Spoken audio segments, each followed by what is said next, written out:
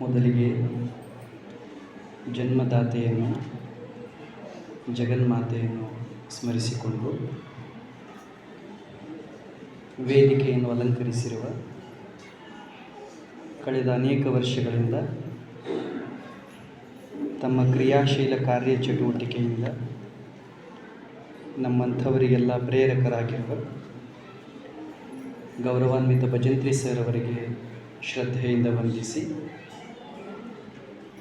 ಈ ವಿದ್ಯಾದೇಗುಲದ ಗೌರವಾನ್ವಿತ ಮುಖ್ಯೋಪಾಧ್ಯಾಯರೊಂದಿಗೆ ಎಲ್ಲ ಶ್ರದ್ಧೆಯ ಗುರುಗಳೇ, ಕಾರ್ಯಕ್ರಮದಲ್ಲಿ ಭಾಗವಹಿಸಿರುವ SDMCಯ ಹಿರಿಯರೊಂದಿಗೆ ಇತರ ಎಲ್ಲ ಆತ್ಮೀಯರೇ, ಶ್ರದ್ಧೆಯ ಪಾಲಕರೇ, ಪ್ರೀತಿಯ ವಿದ್ಯಾರ್ಥಿಗಳೇ, ನಿಮ್ಮೆಲ್ಲರಿಗೆ ನನ್ನ ಪ್ರೇಮಪೂರ್ಣ ನಮಸ್ಕಾರಗಳು.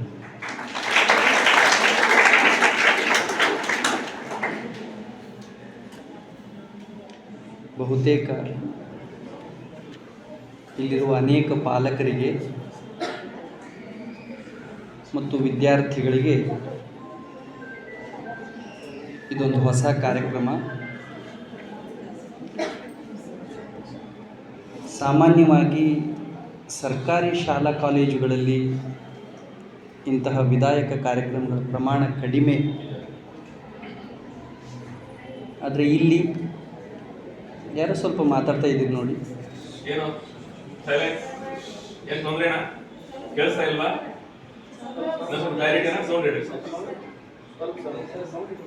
ಇಲ್ಲಿ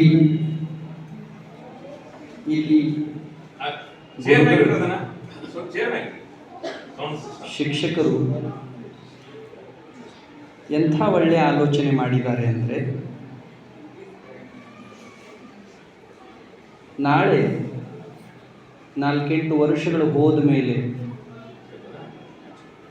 ನಾವು ಯಾರು ಆಘಾತಕ್ಕೆ ಒಳಗಾಗಬಾರ್ದು ಅಂದರೆ ಈಗಲೇ ನಾವು ಜಾಗೃತರಾಗಬೇಕು. ಅಂಥದ್ದೊಂದು ಜಾಗೃತಿಯ ಕಿಡಿಯನ್ನು ಈ ಶಾಲೆ ಹಚ್ಚಿದೆ.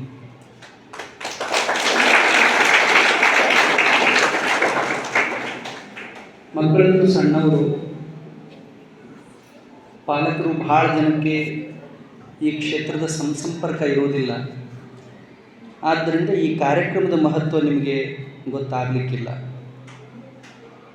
ನಾನು ವಿಚಾರ ಮಾಡ್ತಿದ್ದೆ, ಏನು ಪ್ರಯೋಜನ ಇದೆ ಇಂಥ ಕಾರ್ಯಕ್ರಮ ಮಾಡೋದರಿಂದ.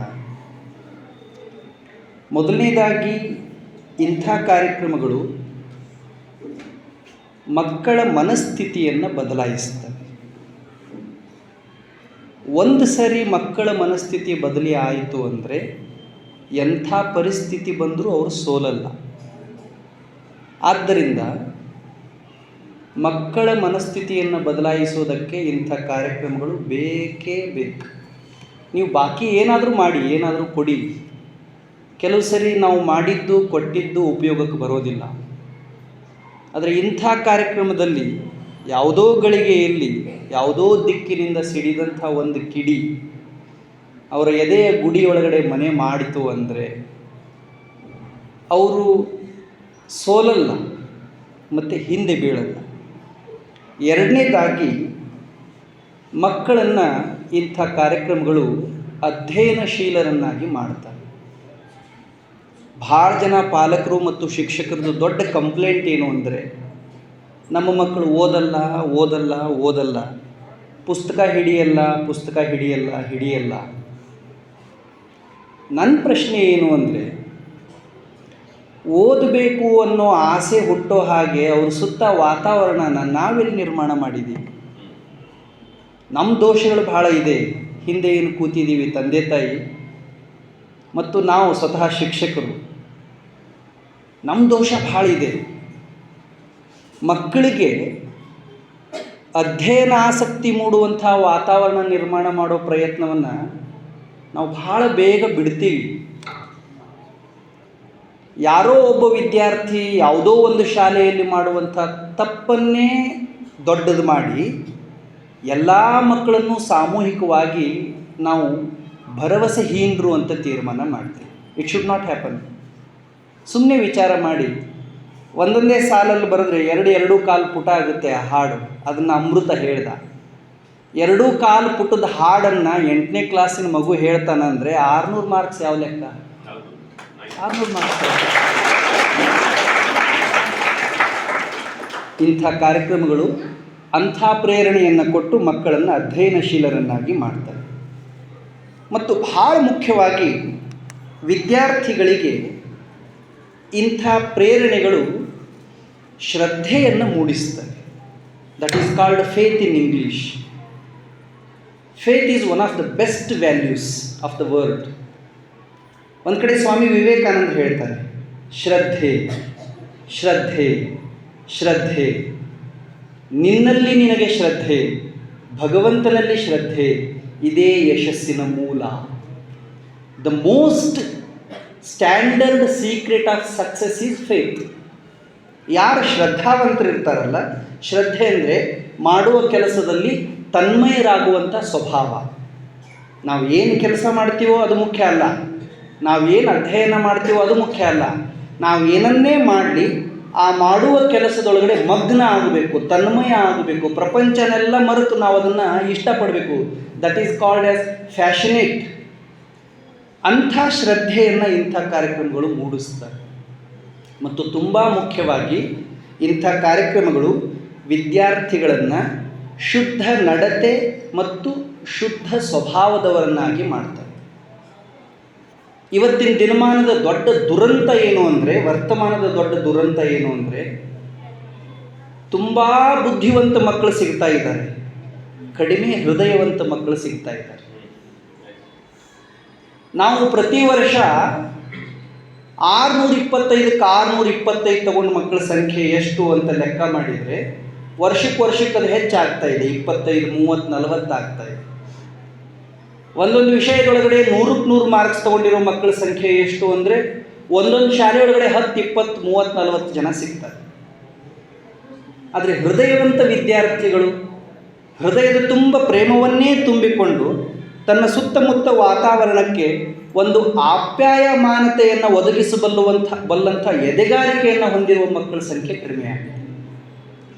ಈ ಕಾರ್ಯಕ್ರಮಗಳು ಬರೀ ಇಂಥ ಕಾರ್ಯಕ್ರಮಗಳಷ್ಟೇ ಅಲ್ಲ, ಬೇರೆ ಬೇರೆ ಕಡೆ ನಡೆಯುವಂಥ ಸಾಮೂಹಿಕ ಕಳಕಳಿ ಇರುವಂಥ ಕಾರ್ಯಕ್ರಮಗಳು ಮಕ್ಕಳ ಮೇಲೆ ಇಂಥ ಪರಿಣಾಮವನ್ನು ಬೀರಿ ಅವರನ್ನು ಶುದ್ಧ ನಡತೆಯವರನ್ನಾಗಿ ಮಾಡೋ ಕೆಲಸವನ್ನು ಮಾಡ್ತೇವೆ. ಅದಕ್ಕೆ ಕ್ಯಾರೆಕ್ಟರ್ ಅಂತ ಕರೀತಾರೆ. ನಾನು ಯಾಕೆ ಈ ಮಾತು ಹೇಳಿದೆ ಅಂದರೆ, ನಿನ್ನೆ ನನಗೆ ಪೇಪರ್ ಓದುವಾಗ ಬೆಳಿಗ್ಗೆ, ಇಲ್ಲಿ ಯಾರಿಗಾದರೂ ಓದಿದರೆ ಗೊತ್ತಿರುತ್ತೆ, ಭಾರಿ ಕೆಟ್ಟ ಅನ್ನಿಸ್ತು, ಖೇದ ಅನ್ನಿಸ್ತು. ಯಾಕೆ ಹಾಗೆ ಅನ್ನಿಸ್ತು ಅಂದರೆ, ಒಂದು ಸುದ್ದಿ ಬಂದಿತ್ತು, ಹರಿಯಾಣದ ಸೋನಿಪತ್ನಲ್ಲಿ ನಡೆದ ಘಟನೆ. ಒಂದು ಸುದ್ದಿ ಕೊಟ್ಟಿದ್ರು ಪೇಪರ್ನಲ್ಲಿ. ಒಬ್ಬ ಅಜ್ಜ ತೀರ್ಕೊಂಡಿದ್ದಾನೆ. ಮೊದಲು ಅವ ಉದ್ಯಮಿ ಮುಂಬೈ ಒಳಗಡೆ, ಆಮೇಲೆ ಈಗ ಹರಿಯಾಣದೊಳಗಡೆ ಹೋಗಿ ಒಂದು ವೃದ್ಧಾಶ್ರಮದೊಳಗಡೆ ಜೀವನ ಮಾಡ್ತಾ ಇದ್ದಾನೆ. ಹೆಂಡತಿ ತೀರ್ಕೊಂಡಿದ್ದಾಳೆ, ಮಾನಸಿಕ ಖಿನ್ನತೆ ಹೆಚ್ಚಾಗಿದೆ. 3 ಜನ ಹೆಣ್ಣುಮಕ್ಕಳಿದ್ದಾರೆ, 3 ಜನ ಕಲ್ತವ್ರು, ಚೆನ್ನಾಗಿ ಕಲ್ತಿರೋರು, 3 ಜನ ಸೆಟ್ಲಿದ್ದಾರೆ, 3 ಜನ ಸ್ಥಿತಿವಂತರಿದ್ದಾರೆ. ಅವರು 3 ಜನ ಒಂದೂ ದಿನ ತಪ್ಪಲಾರದೆ ಅಪ್ಪನಿಗೆ ಫೋನ್ ಮಾಡಿ ಮಾತಾಡ್ತಿದ್ರಂತೆ. ಆದರೆ ಯಾವಾಗ ಅಪ್ಪ ಹಾಸಿಗೆ ಹಿಡಿದ ಅಂತ ಗೊತ್ತಾಯಿತು, ಅವತ್ತಿಂದ ಅವ್ರು ಫೋನ್ ಮಾಡೋದನ್ನೇ ಬಿಟ್ಟುಬಿಟ್ರಂತೆ. ಅಂತೂ ಇಂತೂ ಕೊನೆಗೆ ಮೊನ್ನೆ ಮುಂಜಾನೆ 4:15ಕ್ಕೆ ಅಪ್ಪ ಕಣ್ಣು ಮುಚ್ಚಿದ, ಜೀವ ಬಿಟ್ಟ. ವೃದ್ಧಾಶ್ರಮದವರು 3 ಜನ ಮಕ್ಕಳಿಗೆ ಫೋನ್ ಮಾಡಿದರು, ನಿಮ್ಮ ಅಪ್ಪ ಸತ್ತಿದ್ದಾನೆ, ಅಂತಿಮ ಸಂಸ್ಕಾರ ಮಾಡಬೇಕು, ಶರೀರನ ಎಲ್ಲಿ ಕಳಿಸ್ಬೇಕು, ಶವಾನ ಎಲ್ಲಿ ಕಳಿಸ್ಬೇಕು. 3 ಜನ ಮಕ್ಕಳು, ಹೊಟ್ಟೆ ಹರಿದು ಜನ್ಮ ಕೊಟ್ಟ ಮಕ್ಕಳು, ಹೆಗಲ ಮೇಲೆ ಹೊತ್ತುಕೊಂಡು ಪ್ರಪಂಚ ತೋರಿಸಿದ ಮಕ್ಕಳು, ತಾವು ಊಟ ಮಾಡೋದನ್ನು ಕಡಿಮೆ ಮಾಡಿ ಮಕ್ಕಳು ಊಟ ಮಾಡಲಿ, ಬೆಳೀಲಿ, ಉಣ್ಲಿ, ಮೆರೀಲಿ ಅಂತ ಬೆಳೆಸಿದ ಮಕ್ಕಳು 3 ಜನ ಹೇಳ್ತಾರೆ, ನಮಗೆ ಟೈಮ್ ಇಲ್ಲ, ಬರೋಕ್ಕಾಗಲ್ಲ, ನೀವೇ ಎಲ್ಲ ಮಾಡಿ ಮುಗಿಸಿ. ಮತ್ತು ಅದರೊಳಗಡೆ ಒಬ್ಬಳು ಮಗಳು 5,100 ರೂಪಾಯಿ ಗೂಗಲ್ ಪೇ ಒಳಗಡೆ ಹಾಕ್ತಾಳೆ. ಅಂದರೆ ಒಬ್ಬ ಅಪ್ಪನ ಬೆಲೆ 5,100 ರೂಪಾಯಿ. ಮತ್ತು ಅವರು ವೃದ್ಧಾಶ್ರಮದವರು ಹೃದಯವಂತರು, ಆಯಿತು ನಾವೇ ಮಾಡೋಣ ಅಂತ ತಂದೆಯನ್ನು ಕರ್ಕೊಂಡು ಹೋಗಿ ಚಿತೆ ಮೇಲಿಟ್ಟು ಬೆಂಕಿ ಹಚ್ಚಬೇಕಾದ್ರೆ ಕೊನೆ ಇದನ್ನಾದರೂ ನೋಡಲಿ ಅಂತ 3 ಜನ ಹೆಣ್ಮಕ್ಳಿಗೆ ವಿಡಿಯೋ ಕಾಲ್ ಮಾಡ್ತಾರೆ. ಅಪ್ಪನ ಶವ ಸಂಸ್ಕಾರ ಮಾಡ್ತಾ ಇದ್ದೀರಿ ನೋಡ್ರಿ. ಅದರಲ್ಲಿ ಒಬ್ಬಳು ಮಗಳು ಪ್ರಶ್ನೆ ಮಾಡ್ತಾಳೆ, ಎಷ್ಟೊತ್ತಿಗೆ ಮುಗೀತದೆ, ನಾ ಇನ್ನೂ ಊಟ ಮಾಡಿಲ್ಲ. What we are going to see? ನಾವು ಏನು ಬಿತ್ತುತ್ತಾ ಇದ್ದೀವಿ? ಹೆತ್ತ ಅಪ್ಪನ ಅಂತ್ಯ ಸಂಸ್ಕಾರಕ್ಕೆ ಬಾರಲಾರದಷ್ಟು ಬ್ಯುಸಿ, ಬಾರಲಾರದಷ್ಟು ಸಾಹುಕಾರಿಕೆ ನಮಗೆ ಬಂತು ಅಂದರೆ ಅದಿಲ್ಲಿ ಯಾವ ಸೀಮೆ ಸಾಹುಕಾರಿಕೆ, ಯಾವ ಸೀಮೆ ಸ್ಥಾನಮಾನ? ಅಂಥ ಮನಸ್ಥಿತಿ ನಮಗೆ ಬಂದರೆ ನಾವು ಎಷ್ಟೇ ಶ್ರೀಮಂತರಿದ್ರೂ ಬಡವರೇ, ಎಷ್ಟೇ ವಿದ್ಯಾವಂತರಿದ್ರೂ ದಡ್ಡ್ರೆ. ಇನ್ನೊಂದು ನ್ಯೂಸ್ ನೋಡಿದೆ ನಾನು, ಬಹಳ ಖುಷಿಯಾಯಿತು. ಆಸ್ಟ್ರೇಲಿಯಾದಲ್ಲಿ ಒಂದು ಡಾಲ್ಫಿನ್ ಅದಕ್ಕೆ ಬುದ್ಧಿ ಇಲ್ಲ, ಶಾಲೆಗೆ ಹೋಗಿಲ್ಲ, ಕಾಲೇಜಿಗೆ ಹೋಗಿಲ್ಲ, ಯೂನಿವರ್ಸಿಟಿಗೆ ಹೋಗಿಲ್ಲ, ಯಾವುದೂ ಸರ್ಟಿಫಿಕೇಟ್ ಇಲ್ಲ. ಆ ಡಾಲ್ಫಿನ್ಗೆ ಅದರ ಮರಿ ಸತ್ತು ಬಿಟ್ಟಿದೆ. ತಾನು ಜನ್ಮ ಕೊಟ್ಟು ಮರಿ ಸತ್ತಿದೆ. ಸತ್ತು ಮರಿನ ನೀರು ಪಾಲು ಮಾಡಬಾರ್ದು ಅಂತ 6 ದಿನ ತನ್ನ ಸೊಂಡಿ ಮೇಲೆ ಇಟ್ಕೊಂಡು ಸಮುದ್ರದೊಳಗಡೆ ತೇಲಿದೆ. ಅರೆ, ವಿದ್ಯೆ ಕಲೀಲಾರ್ದ ಡಾಲ್ಫಿನ್ಗಿರುವಂಥ ವಿವೇಕ ವಿದ್ಯಾವಂತರಾದ ನಮಗೆ ಯಾಕೆ ಇಲ್ಲ? ನಮಗಿದನ್ನು ಹೇಳಿಕೊಡೋರು ಯಾರು? ಇದು ಹೇಳಿಕೊಟ್ರೆ ಕಲಿಯುವಂಥ ಗುಣನ ಶಾಲಾ ಕಾಲೇಜಿನ ಪುಸ್ತಕಗಳಲ್ಲಿ ಇದನ್ನು ಮುದ್ರಿಸಿ, ತಾಯಿನ ಪ್ರೀತಿ ಮಾಡು, ತಂದೆನ ಪ್ರೀತಿ ಮಾಡು, ಮನೆಯನ್ನ ಕಾಳಜಿ ಮಾಡು, ನೀನು ಜವಾಬ್ದಾರಿನ ತಗೋ ಅಂತ 10 ವರ್ಷ 12 ವರ್ಷ ಶಾಲೆ ಕಲಿತ ಮೇಲೆ ಹೇಳೋ ಅಗತ್ಯ ಇದೆಯಾ? ಆದರೂ ನಮ್ಮ ದುರ್ದೈವ, ಸಾಮಾಜಿಕ ವಾತಾವರಣ ಕ್ಲೀಶೆ ಅನ್ನಿಸುವಂಥ ವಿಷಯಗಳ ಬೆನ್ನು ಹತ್ತಿರೋದ್ರಿಂದ ಇಂಥದ್ದನ್ನು ನಾವು ಮಾಡಲೇಬೇಕಾದಂಥ ಪರಿಸ್ಥಿತಿ ನಿರ್ಮಾಣ ಆಗಿದೆ. ಭಾಳ ಸಂತೋಷ ಆಯಿತು. ಒಂದು ಸರ್ಕಾರಿ ಶಾಲೆಗೆ ಮೇಡಮ್ ಅವರೊಂದು ಶಬ್ದ ಪ್ರಯೋಗ ಮಾಡಿದರು, ವಿದ್ಯಾ ದೇಗುಲ. I felt very proud. ವಿದ್ಯಾ ದೇಗುಲ ಅಂದರು ಇದಕ್ಕೆ ಅವರು. ಒಂದು ಸರ್ಕಾರಿ ವಿದ್ಯಾ ದೇಗುಲದಲ್ಲಿ ಸರ್ಕಾರಿ ಶಾಲೆಯಲ್ಲಿ ಕಲಿಯುವ ಮಕ್ಕಳ ಆತ್ಮಸ್ಥೈರ್ಯವನ್ನು ಉತ್ತೇಜನ ಮಾಡೋದಕ್ಕೆ ಮೌಲ್ಯಧಾರೆ ಅನ್ನುವಂಥ ಒಳ್ಳೆಯ ಕಾರ್ಯಕ್ರಮವನ್ನು ಆಯೋಜನೆ ಮಾಡಿ ಅದರ ಉದ್ಘಾಟನೆಗೆ ನನಗೆ ಅವಕಾಶ ಕೊಟ್ಟಿದ್ದಕ್ಕೆ ಅತ್ಯಂತ ಶುದ್ಧ ಮನಸ್ಸಿನಿಂದ ಅವರಿಗೆ ಕೃತಜ್ಞತೆಗಳನ್ನು ಅರ್ಪಣೆ ಮಾಡಿ ನನ್ನ ಭಾಷಣವನ್ನು ಪ್ರಾರಂಭ ಮಾಡ್ತೇನೆ.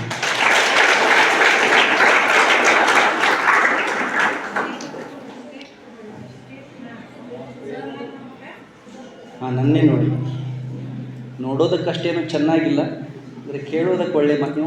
ಒಂದು ಸಣ್ಣ ಪಾಯಿಂಟ್ ಕಡಿಮೆ ಮಾಡಿ ಸರ್, ಹಮ್ಮಿಂಗ್ ಬರ್ತಾ ಇದೆ. ಒಂದು ಸಣ್ಣ ಪಾಯಿಂಟ್ ಸ್ವಲ್ಪ ಕಿಟಕಿ ಓಪನ್ ಮಾಡಿ, ಹಮ್ಮಿಂಗ್ ಆಗ್ತದೆ. ಯಾ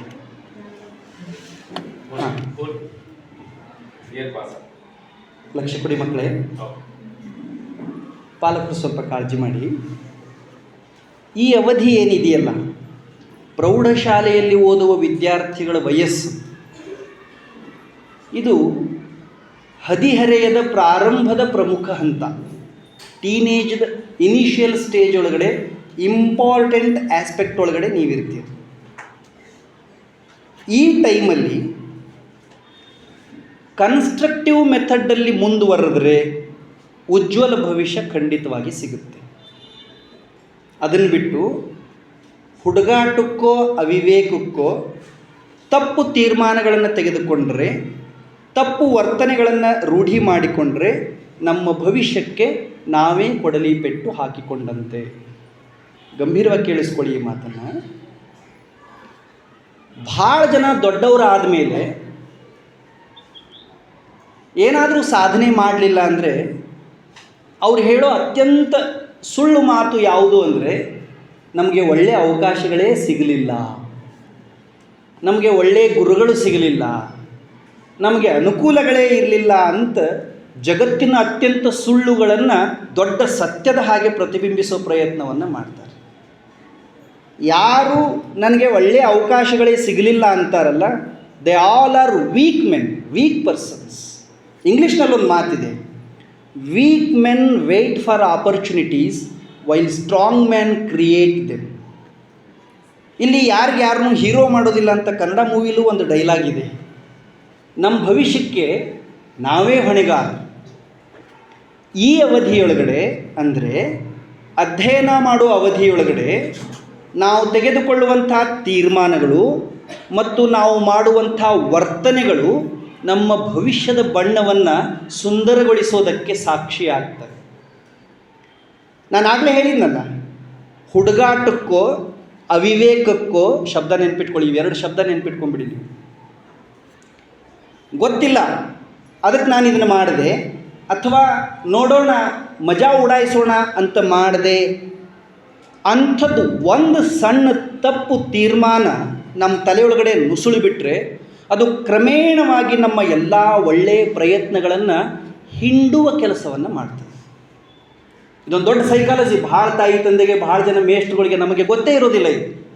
ನಾವು ಸುಮ್ಮನೆ ಹೊರಗಡೆಯಿಂದ ಏನೇನೋ ನಿಮ್ಮ ತಲೆಯಲ್ಲಿ ತುರುಕ್ತಾ ಇರ್ತೀವಿ. ನೀವು ಶಾಣೆ ಆಗ್ರೋ, ಈ ಕಡೆ ನೋಡೋ, ಸಾಧನೆ ಮಾಡೋ ಅಂತಿರ್ತೀವಿ. ಏನೂ ಅಗತ್ಯ ಇಲ್ಲ, ಏನೂ ಅಗತ್ಯ ಇಲ್ಲ. ನಿಮ್ಮೊಳಗಡೆ, ನಿಮ್ಮ ಎದೆಯೊಳಗಡೆ ಒಂದು ಸಣ್ಣ ಝೀಲಿತ್ತು ಅಂದರೆ, ಜಿದ್ದಿ ಇತ್ತು ಅಂದರೆ, ಶ್ರದ್ಧೆ ಇತ್ತು ಅಂದರೆ, ಏನೇ ಆದರೂ ನಾನು ಸಾಧಿಸಿಯೇ ಸಾಧಿಸ್ತೀನಿ ಅನ್ನುವಂಥ ಅಹಮ್ಮಿಕೆ ಇತ್ತು ಅಂದರೆ ನೀವು ಸೋಲೋದೇ ಇಲ್ಲ. Just watch the title. Mobile ಬಿಡಿ, ಪುಸ್ತಕ ಹಿಡಿ, ಇದ್ರದ್ದೇನೂ ಪ್ರಯೋಜನ ಇಲ್ಲ. ನಾನು as A senior of your age, ನಿಮ್ಮ ವಯಸ್ಸಿಗಿಂತ ದೊಡ್ಡವನಾಗಿ ಮೊಬೈಲ್ ಬಿಡಿ ಅಂತ ಹೇಳಲ್ಲ, ಪುಸ್ತಕ ಹಿಡಿ ಅಂತಲೂ ಹೇಳಲ್ಲ. ಅದು ಎರಡೂ ಬಿಟ್ಟು ಮುಂದಿನೊಂದು ಸಾಲು ಇದೆಯಲ್ಲ, ಅದನ್ನು ನೋಡಿ, ಏನಿದೆ ಹೇಳಿ? ಪೋಷಕರ ನಂಬಿಕೆಗೆ ಜೀವ ನೀಡಿ. ಇದನ್ನು ಮಾತ್ರ ನಾನು ಬಹಳ ಕಡಾಖಂಡಿದ್ದೆ.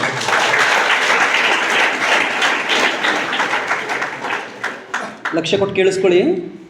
ಮೊಬೈಲ್ ಬಿಡಿ, ಪುಸ್ತಕ ಹಿಡಿ ಅಂತ ನಾನು ನಿಮ್ಗೆ ಹೇಳಲ್ಲ, ಆದರೆ ನಿಮ್ಮ ಅಪ್ಪ ಅವ್ವನ ಆಶಯಕ್ಕೆ ಧಕ್ಕೆ ಏನು ಮಾಡ್ತಿರೋ ಮಾಡಿ.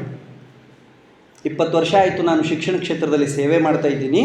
ತುಂಬ ಹೃದಯದಿಂದ ಹೇಳ್ತಾ ಇದ್ದೀನಿ, ನಿಮ್ಗೇನು ಬೇಕೋ ಅದನ್ನು ಮಾಡಿ, ಆದರೆ ನಿಮ್ಮ ಅವ್ವ ನಿಮ್ಮಪ್ಪ ತಲೆ ತಗ್ಸೋ ಹಾಗೆ ಅದು ಇರಬಾರ್ದು. ಶಿವ್ ಖೇರ ಅವ್ರದ್ದು ಯು ಕ್ಯಾನ್ ವಿನ್ ಅಂತ ಒಂದು ಪುಸ್ತಕ ಇದೆ. ನೀವೆಲ್ಲ ಅದನ್ನು ತಗೊಂಡು ಓದಿ, ಕನ್ನಡದಲ್ಲೂ ಇದೆ. ನೀವು ಗೆಲ್ಲಬಲ್ಲಿರಿ. ಆ ಪುಸ್ತಕದಲ್ಲಿ ಅವರೊಂದು ಟೆಸ್ಟ್ ಹೇಳಿದ್ದಾರೆ. ಏನು ಟೆಸ್ಟ್ ಅಂದರೆ ಅಮ್ಮ ಟೆಸ್ಟ್, ಅಪ್ಪ ಟೆಸ್ಟ್. ನೆನಪುಳಿತದ? ಏನು ಹೇಳಿ? ಎಲ್ಲರೂ, ಬರೀ ಹುಡುಗರು ಅಷ್ಟೇ ಅಲ್ಲ, ನಾವು ದೊಡ್ಡವರು ಕೂಡ. ಏನು ಅಮ್ಮ ಟೆಸ್ಟ್, ಅಪ್ಪ ಟೆಸ್ಟ್ ಅಂದರೆ, ನೀನು ಏನು ಮಾಡ್ತೀಯೋ ಮಾಡು, ಏನು ಮಾತಾಡ್ತೀಯೋ ಮಾತಾಡು, ಯಾರ ಜೊತೆ ಇರ್ತೀಯೋ ಇರು. ಅದಕ್ಕಿಂತ ಮುಂಚೆ ಇವೆರಡು ಟೆಸ್ಟ್ ಮಾಡ್ಕೊ. ಅರೆ, ನಾನು ಇದನ್ನು ಮಾತಾಡ್ತಾ ಇದ್ದೀನಲ್ಲ, ಇದನ್ನು ನೋಡ್ತಾ ಇದ್ದೀನಲ್ಲ, ಇಂಥವ್ರ ಜೊತೆಗೆ ಹೋಗ್ತಾ ಇದ್ದೀನಲ್ಲ, ಇದನ್ನು ನೋಡಿದರೆ ನಮ್ಮ ಅವ್ವನಿಗೆ ಅಭಿಮಾನ ಆಗುತ್ತೋ ಅವಮಾನ ಅನಿಸುತ್ತೋ? ನಾನು ಇದನ್ನು ಮಾಡೋದ್ರಿಂದ ನಮ್ಮಪ್ಪ ಗರ್ವ ಪಡ್ತಾನೋ ಹೇಸಿಗೆ ಪಡ್ತಾನೋ? ನಿಮ್ಮಪ್ಪ ನಿಮ್ಮವ್ವ ನೀವು ಮಾಡೋ ಕೆಲಸದಿಂದ ಅಭಿಮಾನ ಪಡ್ತಾರೆ ಅಂತ ನಿಮ್ಮ ಮನಸ್ಸು ಹೇಳ್ತು ಅಂದರೆ ಕಂಟಿನ್ಯೂ ಮಾಡಿ. ಅಯ್ಯೋ, ನಾನು ಇದನ್ನು ಮಾಡಿದರೆ ನಮ್ಮ ಅವ್ಗೂ ನಮ್ಮ ಅಪ್ಪಗೂ ಅಸಹ್ಯ ಅನಿಸುತ್ತೆ ಅಂತ ನಿಮ್ಗೆ ಅನಿಸ್ತು ಅಂದರೆ drop it, stop it, that's all. This is called ಅಮ್ಮ ಟೆಸ್ಟ್, ಅಪ್ಪ ಟೆಸ್ಟ್. ಭಾಳ ಖುಷಿ ಆಯಿತು ನನಗೆ. ಪೋಷಕರ ನಂಬಿಕೆಗೆ ನಮ್ಮವ್ವ ನಮ್ಮಪ್ಪ ಅವರು ವಯಸ್ಸಲ್ಲಿದ್ದಾಗ ಏನನ್ನು ಮಾಡೋದಕ್ಕಾಗಿಲ್ವೋ ಅದನ್ನು ನಾವು ವಯಸ್ಸಲ್ಲಿದ್ದಾಗ ಮಾಡಬೇಕು ಅಂತ ಕನಸಿಟ್ಕೊಂಡಿರ್ತಾರೆ. ಕೊನೆ ಪಕ್ಷ ನಮ್ಮವ್ವ ನಮ್ಮಪ್ಪನ ಕನಸಿಗಾಗಿ ಆದರೂ ನಾವು ಓದಬೇಕು, ಬರೀಬೇಕು, ಬೆಳಿಬೇಕು. ಹೋದ ವರ್ಷ ಒಂದು ಘಟನೆ ನಡೀತು ಭಾರತ ದೇಶದಲ್ಲಿ. ಚೆನ್ನೈ ಗೊತ್ತಾ ನಿಮಗೆ? Chennai, where is Chennai? Very nice, very nice. ನಾನು ಭಾಳ ಕಡೆ ಹೋಗಿದ್ದೀನಿ, ಶಾಲಾ ಕಾಲೇಜಿಗೆ ಭಾಳ ಸರಿ ಕೇಳಿದ್ದೀನಿ ವೆರ್ ಈಸ್ ಚೆನ್ನೈ ಅಂದರೆ. ಭಾಳ ಉತ್ತರ ಹೇಳಿದ್ದಾರೆ, ಆದರೆ ಮೊಟ್ಟ ಮೊದಲ ಬಾರಿಗೆ ತಮಿಳ್ನಾಡಿನಲ್ಲೇ ಅಂತ ಹೇಳಿದ್ದು ಈ ಶಾಲೆಯಲ್ಲಿ ಮಾತ್ರ. ನೀವು ಚಪ್ಪಾಳೆ ಹೊಡಿಬೇಕಿತ್ತು, ಹೊಡಿಲಿಲ್ಲ. ಸರಿ, ಚೆನ್ನೈ ಒಳಗಡೆ ಒಂದು ಏರಿಯಾ, ಬೇರೆ ಕಡೆ ಏನು ಹೇಳಿದ್ರು? ಬೇರೆ ಕಡೆ ಚೆನ್ನೈ ಬಿಟ್ಟು ಬಾಕಿ ಎಲ್ಲ ಊರು ಹೇಳಿದರು, ತಮಿಳ್ನಾಡು ಬಿಟ್ಟು ಬೇರೆ ಎಲ್ಲ ಹೇಳಿದರು. ನಾನು ಯಾಕೆ ಈ ಮಾತು ಹೇಳಿದೆ ಅಂದರೆ, ಭಾಳ ಮಕ್ಕಳಿಗೆ ಸಾಮಾನ್ಯ ಜ್ಞಾನವೂ ಇಲ್ಲ. ನಮ್ಮ ಊರು, ಅಕ್ಕಪಕ್ಕ ಇರೋ ತಾಲೂಕು, ದೂರ ದೂರ ಇರೋ ಜಿಲ್ಲೆ, ದೊಡ್ಡ ದೊಡ್ಡ ರಾಜ್ಯ, ಎಲ್ಲಿ ಏನು ನಡೀತಾ ಇದೆ ಅಂತ ನ್ಯೂಸ್ ಪೇಪರ್ ಯಾವ ಮಗು ಓದ್ತಾರೆ ಹೇಳಿ? ಈಗ ಯಾರೂ ನ್ಯೂಸ್ ಪೇಪರ್ ಓದಲ್ಲ, ಯಾರೂ ನಿಮ್ಮ ಮಕ್ಕಳನ್ನ ಬಿಡಿ, ನೀವೇ ಎಷ್ಟು ಜನ ತಾಯಿ ತಂದೆ ಕೂತಿದ್ದೀರಲ್ಲ, ನೀವು ವಾರ ಬಾಜಾರ್ ಹೋಗ್ತೀರಿ. ಬಹುಶಃ ಬೆಳಗಾವಿಯಲ್ಲಿ ದಿನ ಬಾಜಾರ್ ಸಿಗುತ್ತೆ, ಆದರೂ ಸ್ಪೆಷಲ್ ಬಾಜಾರ್ ಒಂದಿನ ಇರುತ್ತೆ. ಅವತ್ತು ನೀವು ಸಂತೆಗೆ ಹೋಗ್ತಿರಲ್ಲ, ಎಲ್ಲ ಕಾಯಿಪಲ್ಯ ತೊಗೊಂಡ ಮೇಲೆ ವಾಪಸ್ ಬರಬೇಕಾದ್ರೆ ಮಕ್ಕಳು ತಿನ್ನಬೇಕು ಅಂತ ಮಿರ್ಚಿ ಬಜ್ಜಿ ತರ್ತೀರಿ. ತರೋದ್ರೆ ಎಲ್ಲ ಅವ್ವ ತರ್ತಾಳೆ, ಎಲ್ಲ ಅಪ್ಪ ತರ್ತಾನೆ. ತರಬೇಕು, ಯಾಕೆಂದರೆ ಅದು ಕರಳಿಗೆ ಉಣಿಸ್ಬೇಕು ಅನ್ನೋದಕ್ಕಿಂತ ದೊಡ್ಡದು ಯಾವುದಿರ್ತದೆ? ಆದರೆ ಒಬ್ಬ ಅವ್ವ ಒಬ್ಬ ಅಪ್ಪ ಜಾತ್ರೆ ಮುಗಿಸ್ಕೊಂಡು ಬರಬೇಕಾದ್ರೆ ನನ್ನ ಮಗ ಓದಲಿ ಅಂತ ಕತೆ ಪುಸ್ತಕ ತಂದು ಕೊಡ್ತಾರೆ, ಜನರಲ್ ನಾಲೆಜ್ ಬುಕ್ ತಂದು ಕೊಡ್ತಾರೆ, ಒಂದು ಹಾಡಿನ ಪುಸ್ತಕ ತಂದು ಕೊಟ್ಟು ಓದ್ಕೋ ನಾಳೆ ಟಿ ವಿಯಾಗ ಬರುವಂತೆ ಅಂತಾರೆ. ಮಾಡಲ್ಲ. ಆದರೆ ಎಲ್ಲರಿಗೂ ಆಸೆ ಇದೆ, ನನ್ನ ಮಗ ಶೂರ ಆಗಬೇಕು, ಧೀರ ಆಗಬೇಕು, ಶಾಣೆ ಆಗಬೇಕು. ನಿಮ್ಗೊಂದು ಮಾತು ಹೇಳ, ಹಿಂದೆ ಕೂತಿರೋ ಅಪ್ಪ ಅಮ್ಮಗೆ ಜೆರಾಕ್ಸ್ ಅಂಗಡಿಲಿ ನಾವು ಯಾವ ಆಧಾರ್ ಕಾರ್ಡ್ ಕೊಡ್ತೀವಲ್ಲ ಹಾಗೆ ಪಿಕ್ಚರ್ ಬರ್ತದೆ. ಹೆಂಗೋ ಹಾಗೆ ನಾವು ಹೆಂಗಿರ್ತೀವಲ್ಲ ಇವರು ಹಾಗೆ. ಹಾಂ, ನಮ್ಮ ಪರಿಸ್ಥಿತಿ ಬೇರೆ ಇತ್ತು, ನಮಗೆ ಮಾಡೋದಕ್ಕೆ ಆಗಲಿಲ್ಲ ಅಂದ್ರೂ ಆಮೇಲೆ ನೀವು ಇದನ್ನೇ ತೊಗೊಂಡೋಗಿ ಬ್ಲ್ಯಾಕ್ ಮೇಲ್ ಮಾಡಬಾರ್ದು. ನಿಮ್ಮವು ಹೋಗಿ ನಾನು ಇಲ್ದ ಜೆರಾಕ್ಸ್ ಅದೀನಿ ಅನ್ನಬಾರ್ದು. ಜೆರಾಕ್ಸ್ ಪೇಪರ್ಗೂ ಕೂಡ ಮಾರ್ಕರಲ್ಲಿ ಡಿಸೈನ್ ಮಾಡ್ಬೋದು, ಗೊತ್ತಾ? ನೀವು ನಿಮ್ಮ ಅಪ್ಪ ಅಮ್ಮನ ಜೆರಾಕ್ಸ್ ಪೇಪರ್ ಆದರೂ ನಿಮ್ಮನ್ನು ಡಿಸೈನ್ ಮಾಡೋ ಮಾರ್ಕರೇ ಮೌಲ್ಯಧಾರೆ. ಮೌಲ್ಯಧಾರೆ is a marker, colour marker. ಒಂದು ಓಣಿ, ಸಣ್ಣ ಓಣಿ ಚೆನ್ನೈ ಒಳಗಡೆ, ಅಲ್ಲಿ ಎಲ್ಲ ಕೂಲಿ ಮಾಡೋ ಜನ ವಾಸ ಮಾಡ್ತಾಯಿದ್ರು. ಹೆಂಗೆ ಕೂಲಿ ಮಾಡ್ತಾಯಿದ್ರು ಅಂದರೆ, ಬೆಳಿಗ್ಗೆ ಸೂರ್ಯ ಹುಟ್ಟೋದಕ್ಕಿಂತ ಮುಂಚೆ ಮನೆಯಿಂದ ಹೊರಗೆ ಹೋಗ್ತಿದ್ರು, ಸೂರ್ಯ ಮುಳುಗಿದ ಮೇಲೆ ಮನೆಗೆ ಬರ್ತಿದ್ರು, ಮೈ ಮುರ್ಕೊಂಡು ದುಡಿತಿದ್ರು, ತಂದು 4 ರೂಪಾಯಿ ಒಳಗಡೆ ಹಿಟ್ಟೋ ನುಚ್ಚೋ ತಂದು ಮನೆ ಒಳಗಡೆ ಬೇಯಿಸ್ಕೊಂಡು ತಿಂತಾಯಿದ್ರು. ಎಲ್ಲ ಕೂಲಿ ಮಾಡೋರು. ಅವ್ರ ಮನೆ ಎಂಥವು, ಆ ಕಡೆ ಈ ಕಡೆ ಒಂದು 4 ಕಟ್ಟಿಗೆ ಗಳನೋ ಇಲ್ಲ ಅಂದರೆ ಒಂದು ಮುರಿದು ಹೋಗಿರೋ ಪತ್ರೆನೋ ಅಥವಾ ಗೋಣಿ ಚೀಲನೋ ಅದರದ್ದೇ ಒಂದು ಮನೆ. ಅಂಥದ್ದು ಒಂದು ಮನೆ ಇತ್ತು. ಗಂಡ ಹೆಂಡತಿ ಇದ್ದರು. ಗಂಡ ದುಡ್ದು ಬರ್ತಿದ್ದ, ಹೆಂಡತಿ ಮನೆ ನಡೆಸ್ತಾ ಇದ್ದಳು. ಸ್ವಲ್ಪ ದಿನ ಆದಮೇಲೆ ಅವರಿಗೆ ಒಂದು ಹೆಣ್ಣು ಮಗು ಹುಟ್ಟಿತು, ಹುಡುಗಿ ಹುಟ್ಟಿದ್ಳು. ಭಾಳ ಚೆನ್ನಾಗಿದ್ದಳು. ಆ ಹುಡುಗಿನ ಭಾಳ ಮುದ್ದು ಮಾಡಿ ಬೆಳೆಸಿದ್ರು. ತಮ್ಮ ಕಷ್ಟ ಮಗಳಿಗೆ ಬರಬಾರ್ದು ಅಂತ ಪ್ರತಿದಿನ ದೇವರಿಗೆ ಬೇಡ್ಕೋತಾ ಇದ್ರು. ಜಗತ್ತಿನ ಎಲ್ಲ ತಾಯಿ ತಂದೆ ಮಾಡೋದೇ ಇದನ್ನು. ಅದಕ್ಕೆ ಉಪನಿಷತ್ನಲ್ಲಿ ಮಾತೃದೇವೋಭವ ಪಿತೃದೇವೋಭವ ಅಂತ ಹೇಳಿದರು. ತೈತ್ತರೀಯ ಉಪನಿಷತ್ತಿನ ಮಾತು ಮಕ್ಕಳೇ. ತೈತ್ತರೀಯ ಉಪನಿಷತ್ ಅಂತ ಒಂದಿದೆ. ಅದರಲ್ಲಿ ಏನು ಹೇಳಿದ್ದಾರೆ ಅಂದರೆ ಮಾತೃದೇವೋಭವ ಪಿತೃದೇವೋಭವ ಅಂತ ಹೇಳಿದ್ದಾರೆ. ಯಾಕೆ ಹೇಳಿದ್ದಾರೆ ಅಂದರೆ, ದೇವರಿಗಿಂತ ಹೆಚ್ಚಿನ ಕಾಳಜಿಯನ್ನು ಅಪ್ಪ ಅಮ್ಮ ಮಕ್ಕಳ ಮೇಲೆ ಮಾಡ್ತಿರ್ತಾರೆ. ಹಂಗೆ ಅವರಿಬ್ಬರು ಅಪ್ಪ ಅಮ್ಮ ಬಡವರು, ಆದರೆ ಮಗಳನ್ನ ಮಾತ್ರ ಮಹಾರಾಣಿ ನೋಡ್ಕೊಂಡಂಗೆ ನೋಡ್ಕೊತಿದ್ರು. ನಿಮ್ಮ ತಾಯಿ ತಂದೆನ ಹಂಗೆ ತಾನೆ? ನಿಮಗೇನಾದರೂ ಊಟಕ್ಕೆ ಕೊರತೆ ಮಾಡಿದ್ದಾರೆ, ಬಟ್ಟೆ ಕೊರತೆ ಮಾಡಿದ್ದಾರೆ, ಇನ್ನೂ ನಿಮ್ಮ ಬಾಯಿ ಒಳಗಡೆ ಬರೋದಕ್ಕಿಂತ ಮೊದಲೇ ಬುಕ್ಕು ಬ್ಯಾಗು ತಂದು ಮನೇಲಿ ಇಡ್ತಾರೆ. ಇದಕ್ಕಿಂತ ದೊಡ್ಡ ಆಶೀರ್ವಾದ ಯಾವುದಿದೆ? ನಾನೊಂದು ಪುಸ್ತಕ ಓದ್ತಾ ಇದ್ದೆ, ಜಗತ್ತಿನ ಅತ್ಯಂತ ದೊಡ್ಡ ಅದೃಷ್ಟವಂತರು ಯಾರು ಅಂತ ಒಂದು ಪ್ರಶ್ನೆ ಇತ್ತು. ಅದಕ್ಕೆ ಉತ್ತರ ಹೇಗಿದೆ ಕೇಳಿಸ್ಕೊಡ್ರಿ, ಜೀವಂತ ತಾಯಿ ತಂದೆ ಇರುವವರು.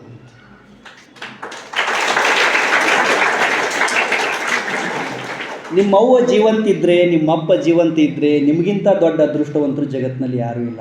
ಅದ್ರ ಕಿಮ್ಮತ್ತು ಅವ್ವ ಇಲ್ಲದೆ ಇರೋರಿಗೆ ಗೊತ್ತಿರುತ್ತೆ. You are very lucky, you are very richest persons on the earth.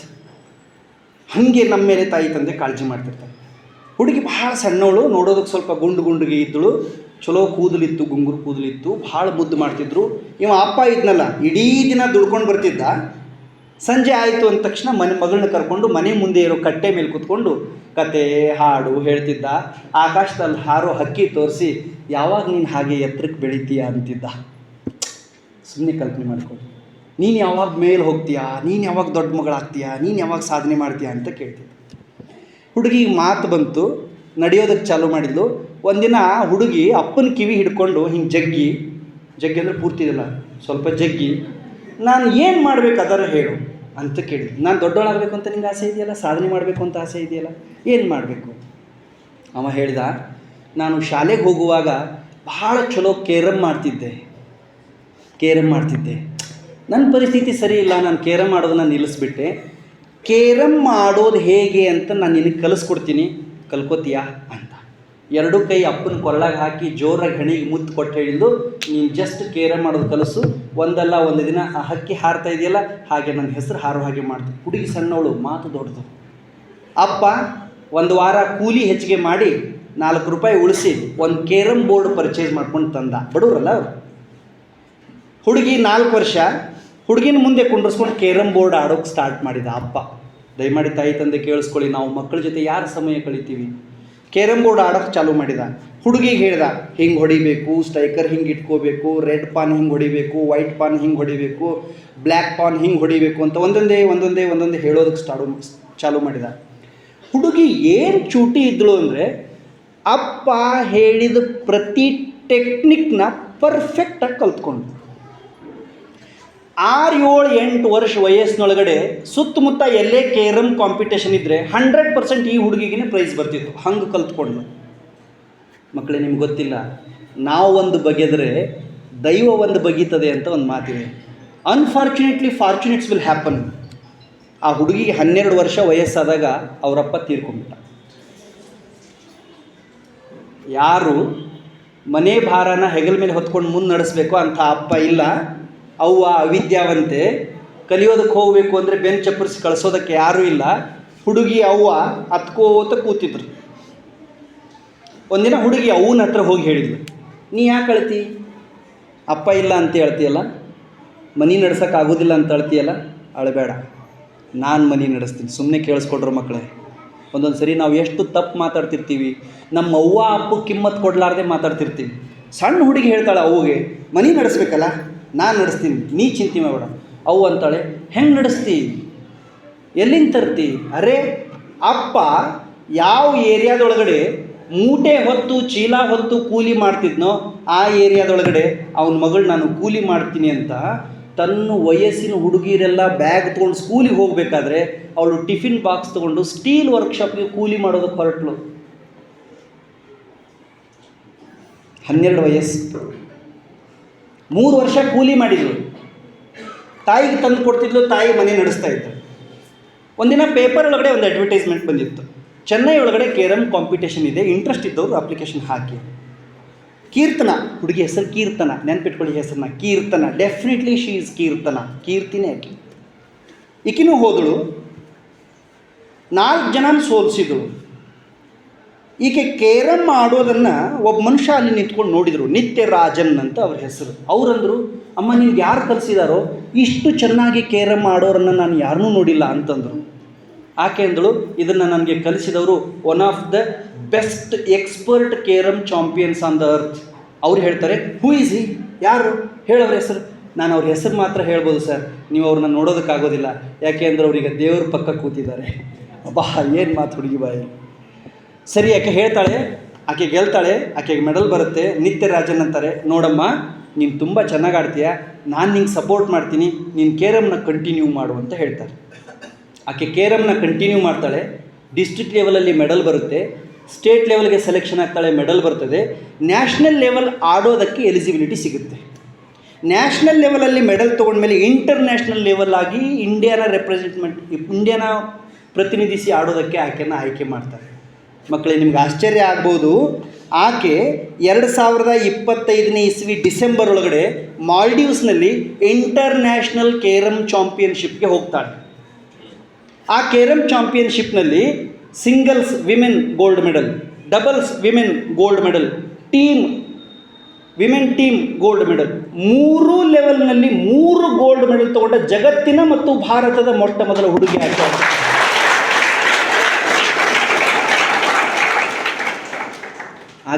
ಆಕೆ ಕೊರಳಲ್ಲಿ 3 ಗೋಲ್ಡ್ ಮೆಡಲ್ ಇದೆ. ಭಾರತ್ ಮಾತೆಗೆ ಹಾಕೋದಕ್ಕೆ ಆಕೆ ರೆಡಿ ಆಗಿದ್ದಾಳೆ. ಆದರೆ ಆಕೆಗೆ ವಾಸ ಮಾಡೋದಕ್ಕೆ ಊರಲ್ಲಿ ಮನೆ ಇಲ್ಲ. ಆಕೆ ಗೋಲ್ಡ್ ಮೆಡಲ್ ತೊಗೊಂಡು ಫ್ಲೈಟ್ ಹತ್ತೋದಕ್ಕಿಂತ ಮುಂಚೆನೇ ತಮಿಳ್ನಾಡು ಸರ್ಕಾರದವರು ಆಕೆಗೆ 1 ಕೋಟಿ ರೂಪಾಯಿ ಇನಾಮ್ ಕೊಡ್ತಾರೆ, 1 ಕೋಟಿ ರೂಪಾಯಿ ಬಹುಮಾನ ಕೊಡ್ತಾರೆ. ನಾನು ಯಾಕೆ ಈ ಮಾತು ಹೇಳಿದೆ ಅಂದರೆ, ಪ್ರೀತಿಯ ಮಕ್ಕಳೇ, ನಮ್ಮ ಕೈಲಿ ಆಗೋದಿಲ್ಲ, ಪರಿಸ್ಥಿತಿ ನಮಗೆ ವಿರುದ್ಧ ಇದೆ ಅಂತ ನಾವು ಪ್ರಯತ್ನನ ನಿಲ್ಲಿಸಿದರೆ ಜಗತ್ತಿನಲ್ಲಿ ಯಾರೂ ನಮ್ಮನ್ನು ಉದ್ಧಾರ ಮಾಡಲ್ಲ. ಪ್ರತಿ ವಿಷಮ ಪರಿಸ್ಥಿತಿಗೂ ಸೂಕ್ತವಾದ ಪರಿಹಾರವನ್ನು ಹುಡುಕುವಂಥ ವಿವೇಕವನ್ನು ಪ್ರದರ್ಶನ ಮಾಡಬೇಕು. ಎಲ್ಲದಕ್ಕೂ ಆನ್ಸರ್ ಇದೆ, ಎಲ್ಲದಕ್ಕೂ ಸೊಲ್ಯೂಷನ್ ಇದೆ. ನಾವೇನು ಮಾಡಬೇಕು? ನಮ್ಮ ಯೋಗ್ಯತೆ ಏನು, ನಮ್ಮ ಕ್ಯಾಲಿಬರ್ನೆಸ್ ಏನು, ನಾವು ಎಲ್ಲಿ ಎಡುತ್ತಾ ಇದ್ದೀವಿ, ನಾವು ಹೇಗೆ ತಯಾರಿ ಮಾಡಬೇಕು ಅನ್ನೋದನ್ನು ಈ ವಯಸ್ಸಲ್ಲಿ ಮಾಡದೇ ಇದ್ದರೆ ಇನ್ನು ಯಾವ ವಯಸ್ಸಲ್ಲೂ ಮಾಡೋದಕ್ಕಾಗೋದಿಲ್ಲ. ಅದಕ್ಕೆ ನಾನು ಹೇಳಿದ್ದು, ಪೋಷಕರ ನಂಬಿಕೆಗೆ ಜೀವ ನೀಡಿ. ನಾನು ಇನ್ನೊಂದು ಕಡೆ ಎಲ್ಲೋ ಓದಿದ್ದೆ, ಜಗತ್ತಿನ ಅತ್ಯಂತ ಪವಿತ್ರ ಸ್ಥಳ ಯಾವುದು? ಯಾರಿಗಾದ್ರೂ ಓದಿದೆಯಾ? Holiest place of the world. ನೀ ಗಿಡ್ಡು ನಿನ್ನ ಹಿಂದದ ನನ್ನ ಹೆಸರೇನು? ಹಾಂ, ನಿನ್ನ ಹೆಸರೇನಪ್ಪ? ಮೋಹನ್. ನಿಂಗೆ ಗೊತ್ತೈತಿ ಜಗತ್ತಿನ ಅತ್ಯಂತ ಪವಿತ್ರ ಸ್ಥಳ? ಹಾಂ, ಭಾಳ ನಗಬೇಡ, ನಾನು ಕೇಳಿಸ್ಕೊ. ಯಾರಿಗಾದ್ರೂ ಗೊತ್ತಿದೆ? ಹಿರಿಯರು ಯಾರು ಹೇಳ್ತೀರಿ? ಹೇಳ. ಗುಡ್, ನಿನ್ನ ಆನ್ಸರ್ ಸರಿ ಇದೆ, ಆದರೆ ಪರ್ಫೆಕ್ಟ್ ಆನ್ಸರ್ ಇಲ್ಲ. ನಾನೇ ಹೇಳ್ಬಿಡ್ತೀನಿ ಅಮೃತ, ಟೈಮ್ ಇಲ್ಲ, ಕೂತ್ಕೋ. ಜಗತ್ತಿನ ಅತ್ಯಂತ ಪವಿತ್ರ ಸ್ಥಳ ಯಾವುದು ಅಂದರೆ ಅಮ್ಮನ ಮಡಿಲು, ಅಪ್ಪನ ಹೆಗಲು. ಅಮ್ಮನ ಮಡಿಲು, ಅಪ್ಪನ ಹೆಗಲು. ಅವು ಎರಡೂ ಸ್ಥಳನ ಸ್ವತಃ ಕೈಲಾಸದಲ್ಲಿರೋ ಪರಮೇಶ್ವರನು ಕೂಡ ಸಮ ತೂಗಕ್ಕಾಗಲ್ಲ. ಆಗಲ್ಲ ಅಂದರೆ ಆಗಲ್ಲ. ಅಂಥ ಸ್ಥಳಗಳಿಗೆ ಗೌರವ ಬರಬೇಕು ಅಂದರೆ ನಾವು ಸಾಧಿಸುವ ತೀರ್ಮಾನವನ್ನು ಮಾಡಬೇಕು, ಶ್ರದ್ಧೆಯಿಂದ ಅಧ್ಯಯನವನ್ನು ಮಾಡಬೇಕು. ನಾನು ಆಗಲೇ ಒಂದು ಮಾತು ಹೇಳಿದೆ. ಏನು ಹೇಳಿದೆ? ನೀವು ಮನಸ್ಸು ಮಾಡಿದರೆ ನೀವು ಉದ್ಧಾರ ಆಗ್ತೀರಿ, ನೀವು ಮನಸ್ಸು ಮಾಡದೇ ಇದ್ದರೆ ನೀವು ಸೋತು ಹೋಗ್ತೀರಿ ಅಂತ. ಇದನ್ನು ನಾನು ಹೇಳ್ತಾ ಇಲ್ಲ, ಶತಶತಮಾನಗಳಿಂದ ಎಲ್ಲ ದೊಡ್ಡವರು ಹೇಳ್ತಾರೆ. ಗೀತೆಯಲ್ಲೂ ಕೂಡ ಇಂಥದ್ದೇ ಒಂದು ಮಾತಿದೆ. ಗೀತೆ ಅಂದರೆ ಭಗವದ್ಗೀತೆ 6ನೇ ಅಧ್ಯಾಯದಲ್ಲಿ ಒಂದು ಶ್ಲೋಕ ಇದೆ. ಉದ್ಧರೇದಾತ್ಮನಾತ್ಮಾನಾಂ ಆತ್ಮಾನಾಂ ಅವಸಾದಯೇತ್ ಆತ್ಮೈವ ಹ್ಯಾತ್ಮನೋ ಬಂಧುರಾತ್ಮೈವ ರಿಪುರಾತ್ಮನಃ. ಭಾಳ ದೊಡ್ಡ ಮಾತು ಮಕ್ಕಳೇ ಇದು. ಇಂಥ ಮಾತು ನಮ್ಮನ್ನು ಬಡಿದೆಚ್ಚರಿಸುವ ಕೆಲಸಗಳನ್ನು ಮಾಡ್ತವೆ.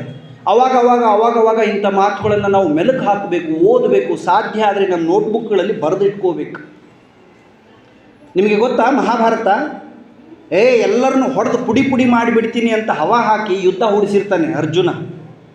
ಅವನೇ ಯುದ್ಧ ಹೂಡೋದಕ್ಕೆ ಕಾರಣ. ನಾನು ಭಾಳ ಶೂರ ಇದ್ದೀನಿ, ಬೇಕಾದರೆ ಬಾ ತೋರಿಸ್ತೀನಿ ಅಂತ. ಆ ಕಡೆ ಈ ಕಡೆ, ಆ ಕಡೆ ಅಂದರೆ ಕೌರವರು, ಈ ಕಡೆ ಅಂದರೆ ಪಾಂಡವರು, 18 ಅಕ್ಷೋಹಿಣಿ ಸೈನ್ಯ ಸೇರಿದೆ. ಎಲ್ಲರೂ ಅವರವರು ಶಂಖ ಊದಿದ್ದಾರೆ, ನಗಾರಿ ಬರೆಸಿದ್ದಾರೆ, ಯುದ್ಧ ತಯಾರಿ ಆಗಿದೆ, ಎಲ್ಲ ರೆಡಿ, ಎವ್ರಿಥಿಂಗ್ ಈಸ್ ರೆಡಿ. ಇನ್ನೇನು ಹೊಡಿಬೇಕು, ತಲೆ ಉರುಳಿಸ್ಬೇಕು. ಅಂಥ ಟೈಮಲ್ಲಿ ಅರ್ಜುನ ನನ್ನ ಕೈಲಿ ಆಗಲ್ಲ ಹೇಳೋ ಮಾತನ್ನು ಹೇಳ್ತಾನೆ. ಯಾವ ಮಾತು ಹೇಳ್ತಾನೆ? ಅರ್ಜುನನಿಗೆ ಜಗದೇಕ ವೀರ ಅಂತ ಕರೀತಾರೆ. 3 ಲೋಕಗಳನ್ನು ಗೆದ್ದವನು, ಶಿವನಿಂದ ಪಾಶುಪತಾಸ್ತ್ರವನ್ನು ಪಡೆದವನು ಅಂತ ಹೇಳ್ತಾರೆ. ಅವ ಅಂತಾನೆ, ನಾ ಯುದ್ಧ ಮಾಡಲ್ಲ, ನನ್ನ ಕೈಲಿ ಆಗಲ್ಲ, ನಾ ಸೋತು ಬಿಟ್ಟೆ. ಆಡೋದಕ್ಕಿಂತ ಮೊದಲೇ ಸೋಲು ಒಪ್ಕೊಂಡು ನಾವು ಇನ್ನೂ ಆಡೇ ಇಲ್ಲ, ಯುದ್ಧ ಮಾಡೇ ಇಲ್ಲ. ಐ ಕಾಂಟ್ ಅಂತ ಹೇಳ್ತಾನೆ. ಆವಾಗ ಅರ್ಜುನ ಅಂತಾನೆ, ಯು ಫೂಲ್, ಸ್ವಲ್ಪ ತಲೆ ಇದೆ ನಿನಗೆ? ಕ್ಲೈಭ್ಯಂ ಮಾಸ್ಮಗಮಃ ಪಾರ್ಥ ನೈತತ್ವೈ ಉಪಪದ್ಯತೆ ಕ್ಷುದ್ರಂ ಹೃದಯ ದೌರ್ಬಲ್ಯಂ ತ್ಯಕ್ತೋತ್ತಿಷ್ಟ ಪರಂತಪ. ಅರ್ಜುನ, ಮೊದಲು ನಿನ್ನ ಎದೆಯೊಳಗೆ ಐತಲ್ಲ ಆಗೋದಿಲ್ಲ ಅಂತ, ಅದನ್ನು ತೆಗೆದು ಹಾಕು. ಯಾರು ಹೇಳಿದ್ರೆ ಆಗೋದಿಲ್ಲ ಅಂತ? ನೀ ಯಾರು ನಿನಗೆ ಆಗೋದಿಲ್ಲ ಅಂತ ಹೇಳೋದಕ್ಕೆ? ನಿನ್ನೊಳಗೆ ಏನು ಶಕ್ತಿ ಇದೆ ಅಂತ ಗೊತ್ತಾ ನಿನಗೆ? You have marvellous power. Vivekananda has told. ಅದ್ಭುತ ಶಕ್ತಿ ಇದೆ ನಿಮ್ಮೊಳಗಡೆ. ಐನ್ಸ್ಟೀನ್ಗೆ ಏನು ಮೆದುಳಿತ್ತೋ ಅದೇ, ವಿಶ್ವೇಶ್ವರಯ್ಯನವ್ರಿಗೆ ಏನು ಮೆದುಳಿತ್ತೋ ಅದೇ, ಕಲಾಂಜಿಗೆ ಏನು ಮೆದುಳಿತ್ತೋ ಅದೇ, ಕಲ್ಪನಾ ಚಾವ್ಲಾಗೆ ಏನು ಮೆದುಳಿತ್ತೋ ಅದೇ, ತೆಂಡೂಲ್ಕರ್ಗೆ ಏನು ಗಟ್ಸಿತ್ತೋ ಅದೇ, ವೈಭವ್ ಸೂರ್ಯವಂಶಿಗೆ ಏನು ಗಟ್ಸಿತ್ತೋ ಅದೇ. ಅವ್ರಿಗಾಗಿದೆ, ನಿಮ್ಗೆ ಆಗಿಲ್ಲ ಅಂದರೆ ಇಷ್ಟೇ ವ್ಯತ್ಯಾಸ. ಅವ್ರಿಗೆ ಆಗುತ್ತೆ ಅನ್ನೋದು ತಲೆಯೊಳಗಡೆ ಇತ್ತು, ನೀವು ಆಗೋಲ್ಲ ಅನ್ನೋದನ್ನು ಮೊದಲೇ ತಲೆಯೊಳಗಡೆ ಹಾಕ್ಕೊಂಡಿದ್ದೀರಿ. ಶ್ರೀಕೃಷ್ಣ ಅಂತಾನೆ, ಉದ್ಧರೇದಾತ್ಮನಾತ್ಮಾನಾಂ ಆತ್ಮಾನಾಂ ಅವಸಾದಯೇ. ನೋಡಪ್ಪ ಅರ್ಜುನ, ಈ ಜಗತ್ತಿನಲ್ಲಿ ನಿನ್ನ ಉದ್ಧಾರ ಮಾಡೋರು ಯಾರೂ ಇಲ್ಲ. ನಿನಗೆ ನೀನೇ ಮಿತ್ರ, ನಿನಗೆ ನೀನೇ ಆಗೋದಿಲ್ಲ ಅಂದರೆ ಈ ವಿಲ್ ಬಿಕಮ್ ಯುವರ್ ಎನಿಮಿ. ನಾನು ಮಾಡ್ತೀನಿ, ನಾನು ಓದ್ತೀನಿ. It may be maths, it may be English, it may be science, Hindi, Kannada, what ever it may be.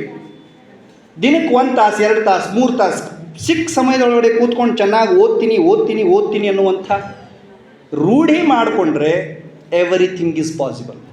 Will tell you some examples. ಅದಕ್ಕೆ ನಾವೇನು ಮಾಡಬೇಕು ಅಂದರೆ, ಸರಿ ಕೇಳಿಸ್ಕೊಳ್ಳಿ ಮಕ್ಕಳೇ, ನಮ್ಮ ಶಕ್ತಿಗಳ ಮೇಲೆ ಗಮನ ಕೇಂದ್ರೀಕರಿಸಬೇಕೇ ವಿನಃ ಬಲಹೀನತೆಗಳ ಮೇಲೆ ಅಲ್ಲ. ನೆನಪುಳಿತದ? ಮುಂದಿನ ಮೌಲ್ಯಧಾರೆಗೆ ಒಂದು ಪುಸ್ತಕ ಪೆನ್ನು ತೊಗೊಂಬರ್ಬೇಕು. ಯಾಕೆಂದರೆ ಇಂಥವು ಭಾಳ ಹೊತ್ತು ನೆನಪುಳಿಯಲ್ಲ. ಸಾಧ್ಯ ಆದರೆ ಒಂದು ಸಣ್ಣ ನೋಟ್ ಮಾಡ್ಕೋಬೇಕು. ಬರೀ ಪ್ರೋಗ್ರಾಮಲ್ಲೇ ಅಷ್ಟೇ ಅಲ್ಲ, ಯಾವಾಗಲೂ ನೋಡಿ ಸಾಹೇಬರು ಇನ್ನು 5 ವರ್ಷ ಆದರೆ ರಿಟೈರ್ ಆಗ್ತಾರೆ. Though he is officer, he is carrying diary. Officer ಇದ್ದರು ಡೈರಿ ಇಟ್ಕೊಂಬಂದಿರ್ತಾನೆ, ಬರ್ಕೋತಾ ಇದ್ರು ಕುತ್ಕೊಂಡು, ಸಣ್ಣಗೆ ನೋಟ್ಸ್ ಮಾಡ್ಕೋತಾ ಇದ್ರು. ಇದು ಇಂಟ್ರೆಸ್ಟ್ ತೋರಿಸ್ತದೆ. Higher level of consciousness and higher level of interest will lead. ಯಾರಿಗೆ ಉತ್ಕೃಷ್ಟ ಆಸಕ್ತಿ ಇರುತ್ತಲ್ಲ ಅವ್ರು ಬೆಳೀತಾರೆ.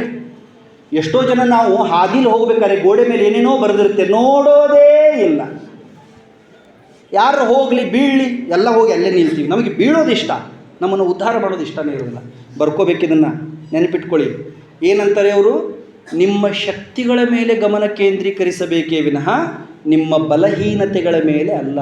ದೌರ್ಬಲ್ಯ ಇಲ್ಲದ ವ್ಯಕ್ತಿ ಜಗತ್ತಿನಲ್ಲಿ ಇನ್ನೂ ಹುಟ್ಟಿಲ್ಲ. ಎಲ್ಲರಿಗೂ ಒಂದೊಂದು ವೀಕ್ನೆಸ್ ಇದೆ. ನಂದು ಹ್ಯಾಂಡ್ ರೈಟಿಂಗ್ ಚೆನ್ನಾಗಿ ಬರಲ್ಲ, ಆದರೆ ಭಾಷಣ ಎಷ್ಟು ಚೆನ್ನಾಗಿ ಮಾಡ್ತೀನಿ ನೋಡಿ. ಹ್ಯಾಂಡ್ ರೈಟಿಂಗ್ ಬರೆಯೋರೆಲ್ಲ ಭಾಷಣ ಕರೀತಾರೆ. ನಾನು ಸ್ಟಿಫನ್ ಹಾಕಿಂಗ್ ಅಂತ ಒಬ್ಬ ಮನುಷ್ಯ ಇದ್ದರು. ಸಾಯೋವರೆಗೂ ವೀಲ್ ಚೇರಲ್ಲಿ ಕೂತಿದ್ರು, ಸಾಯೋವರೆಗೂ. ಅಯ್ಯೋ ದೇವ್ರು ನಾನು ಹಿಂಗೆ ಮಾಡಿಬಿಟ್ಟ, ನನಗೆ ಕಾಲಿಲ್ಲ ಅಂತ ಅವ್ರು ಹತ್ಕೋತ ಕೂತಿದ್ರೆ ಜಗತ್ತು ವಿಖ್ಯಾತ ವಿಜ್ಞಾನಿ ಆಗ್ತಿರಲಿಲ್ಲ. ಸ್ಟಿಫನ್ ಹಾಕಿಂಗ್ ಮಾಡಿದಷ್ಟು ಸ್ಟಡಿ, ರಿಸರ್ಚ್ ಖಗೋಳ ವಿಜ್ಞಾನಿ ಮತ್ತೊಬ್ರು ಯಾರೂ ಮಾಡಿಲ್ಲ. ಹೆಲನ್ ಕೆಲ್ಲರ್ ಅಂತ ಒಬ್ರಿದ್ರು, ಗೊತ್ತಾ ನಿಮಗೆ? ಹೆಲನ್ ಕೆಲ್ಲರ್ ಅಂತ. ಪಾಪ ಆಕೆ ಕಣ್ಣು ಕಾಣಿಸ್ತಿರ್ಲಿಲ್ಲ, ಕಿವಿನೂ ಕೇಳಿಸ್ತಿರ್ಲಿಲ್ಲ. ನಮಗೆ ಜ್ವರ ಬಂದರೆ 3 ದಿನ ಹೊರಗೆ ಬರಲ್ಲ. ನಾವು ಜ್ವರ ಬಂದರೆ 3 ದಿನ ಆದಮೇಲೂ ಮೇಡಮ್ಗೆ ಫೋನ್ ಮಾಡಿ ಹೇಳ್ಬಿಡ್ತೀವಿ, ಭಾಳ ತಾಪ್ ಬಂದೈತಿ, ಏನು ಮಾಡು, ನೀನು ಮೇಡಮ್ ತಾಪ್ ಮಾಡ್ಕೋಬೇಕಾ? We are fools. ಹೆಲನ್ ಕೆಲ್ಲರ್ಗೆ ಕಣ್ಣಿರಲಿಲ್ಲ, ಕಿವಿ ಇರಲಿಲ್ಲ, ಆದರೆ ಜಗತ್ತಿನ ಬೇರೆ ಬೇರೆ ಭಾಗದ ಜನ ಕಿವಿನ ಅಗಲ ಮಾಡಿ ಆಕೆ ಮಾತು ಕೇಳಿಸ್ಕೊತಿದ್ರು, ಕಣ್ಣು ಬಿಟ್ಟು ಬರೋದನ್ನು ಕಾಯ್ತಾ ಇದ್ರು. ಹೆಲನ್ ಕೆಲ್ಲರ್ ಅವ್ರೊಂದು ಮಾತು ಹೇಳ್ತಾರೆ, we are limited not by our abilities but by our vision. ನಾವು ಯಾರೂ ಅಸಮರ್ಥರಲ್ಲ, ಅಂದ್ಕೊಂಡ್ಬಿಟ್ಟಿದ್ದೀವಿ ನಮ್ಮ ಕೈಲಿ ಆಗೋದಿಲ್ಲ ಅಂತ. ಇವತ್ತು ಬೇಕಾದ್ರೆ ಯೂಟ್ಯೂಬಲ್ಲಿ ಹೋಗಿ ನೋಡಿ, ಶೀತಲ್ ದೇವಿ ಅಂತ ಒಬ್ಬ ಹುಡುಗಿ ಇದ್ದಾರೆ, ನಮ್ಮ ಭಾರತ ದೇಶದವರು, ಜಮ್ಮು ಕಾಶ್ಮೀರದ ಕಿಶ್ತ್ವಾರ್ ಆಕೆ ಊರು. ಶೀತಲ್ ದೇವಿ, ನಿಮ್ಮಲ್ಲಿ ಇದೆಯಾ ಟಿ ವಿ ಅಂತದ್ದು ಇದ್ರೆ ತೋರಿಸಿ ಅದು. ಶೀತಲ್ ದೇವಿ ಆ ಹುಡುಗಿ ಹುಟ್ಟಿದಾಗ ಅವು ಅಪ್ಪ ಆಜು ಬಾಜು ಹುಟ್ಟಿದಾಗ ಎಲ್ಲರೂ ಏನು ಮಾಡ್ತಾರೆ? ಮಗು ಹುಟ್ಟಿದ್ರೆ ಎಲ್ಲರೂ ಏನು ಮಾಡ್ತಾರೆ? ಖುಷಿ ಪಡ್ತಾರೆ ತಾನೆ. ಈ ಹುಡುಗಿ ಹುಟ್ಟಿದಾಗ ಎಲ್ಲರೂ ಅಳ್ತಾ ಇದ್ರಂತೆ. ಯಾಕೆ ಅಂದರೆ ಹುಟ್ಟಿದ ಹುಡುಗಿಗೆ 2 ಕೈ ಇರಲಿಲ್ಲ.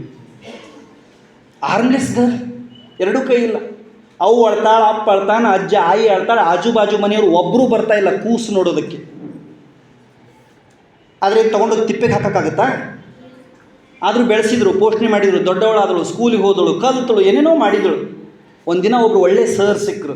ಆಕೆಗೆ ಹೇಳಿದರೆ, ಸಮಥಿಂಗ್ ಸ್ಪೆಷಲ್ ಇಸ್ ದೇರ್, ಏನೋ ಇದೆ ವಿಶೇಷ ನಿನ್ನೊಳಗಡೆ, ನಾನು ನಿಂಗೆ ಕೋಚಿಂಗ್ ಕೊಡ್ತೀನಿ, ನೀನು ಕಲ್ತ್ಕೋ ಅಂತ ಆಕೆಗೆ ಆರ್ಚರಿ ಕಲ್ಸೋಕ್ಕೆ ಚಾಲೂ ಮಾಡಿದರು, ಬಿಲ್ಲುಗಾರಿಕೆ ಕಲ್ಸೋಕ್ಕೆ ಚಾಲೂ ಮಾಡಿದರು. ಮಕ್ಕಳೇ, ನಿಮ್ಗೆ ಆಶ್ಚರ್ಯ ಆಗ್ತಿರಬೇಕು, ಆಕೆ ಹುಟ್ಟಿದಾಗ ಆಕೆನೇ ನೋಡೋದಕ್ಕೆ ಯಾರ್ಯಾರು ಮನೆಗೆ ಬಂದಿರಲಿಲ್ವಲ್ಲ ಅವರೆಲ್ಲ ಜಮ್ಮು ಕಾಶ್ಮೀರ ಏರ್ಪೋರ್ಟ್ಗೆ ಮಾಲೆ ಹಿಡ್ಕೊಂಡು ಆಕೆನ ವೆಲ್ಕಮ್ ಮಾಡೋದಕ್ಕೆ ಹೋಗಿದ್ರು. ಹಂಗೆ ಮಾಡಿದಳು ಶೀತಲ್ ದೇವಿ.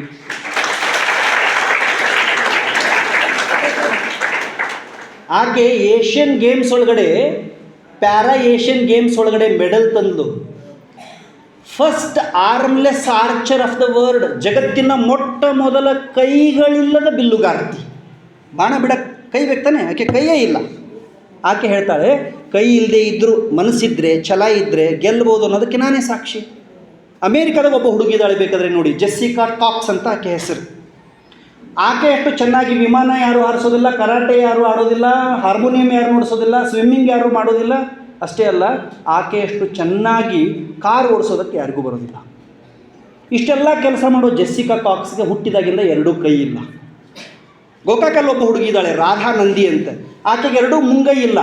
SSLC ಒಳಗಡೆ 85, ಸೆಕೆಂಡ್ PUC ಒಳಗಡೆ 93, ಡಿಗ್ರಿ ಒಳಗಡೆ ಟಾಪರ್ ಆಫ್ ದಿ ಯೂನಿವರ್ಸಿಟಿ.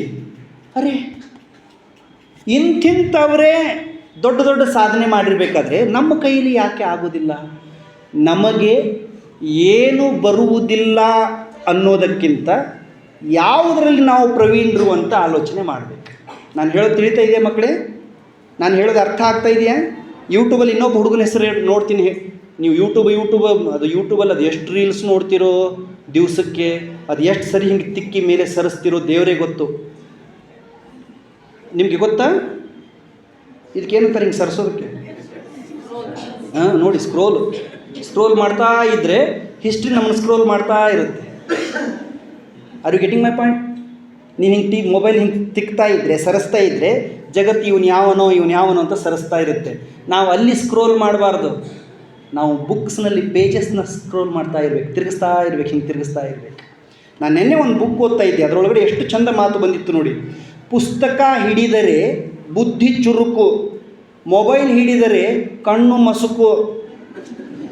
ನಿಮಗೆ ಯಾವುದು ಬೇಕೋ ಅದನ್ನೇ ಹಿಡ್ಕೊಳ್ಳಿ, ಅದನ್ನು ಹಿಡಿ ಇದನ್ನು ಬಿಡಿ ಅಂತ ಹೇಳೋಕ್ಕೆ ನಾನು ಯಾರು? ಇನ್ನೊಂದ್ಸರಿ ಹೇಳ್ತೀನಿ, ನೆನ್ಪಿಟ್ಕೊಳ್ಳಿ. ಪುಸ್ತಕ ಹಿಡಿದರೆ ಬುದ್ಧಿ ಚುರುಕು, ಮೊಬೈಲ್ ಹಿಡಿದರೆ ಕಣ್ಣು ಮುಸುಕು. ಕಣ್ಣು ಕಳ್ಕೋಬೇಕು, ಒಳ್ಳೆ ವಯಸ್ಸಿನಲ್ಲೇ ಚಸ್ಮಾ ಹಾಕ್ಕೋಬೇಕು ಅಂತ ತಲೆಯಲ್ಲಿ ಇದ್ದರೆ ವಾಚ್ ಮೊಬೈಲ್ ಯಾಕೆ ಬಿಡ್ತೀರಿ? ಫ್ರೀ ನೆಟ್ ಇದೆಯಲ್ಲ. ಸರ್, ಎಷ್ಟೋ ಮಕ್ಕಳ ತಂದೆ ತಾಯಿ ಕಾಲೊಳಗಡೆ ಮೆಟ್ಟಿರಲ್ಲ, ಮೊಬೈಲಲ್ಲಿ ಕಂಪಲ್ಸರಿ ಇರಲೇಬೇಕು. ಅಲ್ಲ, ಏನು ಏನು ಏನು ಆಘಾತಕಾರಿ ಬೆಳವಣಿಗೆ ನೋಡಿ ಇದು. ಮತ್ತು ಒಬ್ಬವ್ವ ಒಬ್ಬಪ್ಪ ನಿನಗೆ ಫೋನ್ ಕೊಡೋದಿಲ್ಲ, ಬೇಕಂದ್ರೆ ಸಾಲಿ ಕಲಿ, ಇಲ್ಲಾಂದ್ರೆ ಕೂಲಿ ಮಾಡುವಂತ ಹೇಳೋ ಧೈರ್ಯ ಇದ್ದವ್ರು ಬೇಕಲ್ಲ. ನೋಡು ನೀವೊಂದು ತೊಡೆ ನೋಡು, ಅಂದ್ರೆ ನಾನು ನೀನು ಸೇರಿನ ಬೆಂಕಿ ಹಚ್ಚುನು. ಸಾರಿ ಟು ಸೇ ದಿಸ್, ಹಂಗಿದೆ ಪರಿಸ್ಥಿತಿ. ಎಷ್ಟೋ ಜನ ತಾಯಿ ತಂದೆ ಕಂಡೀಷನ್ ಹಾಕ್ತಾರೆ, 6ರಿಂದ 7 ನಿಂದು, 7ರಿಂದ 9.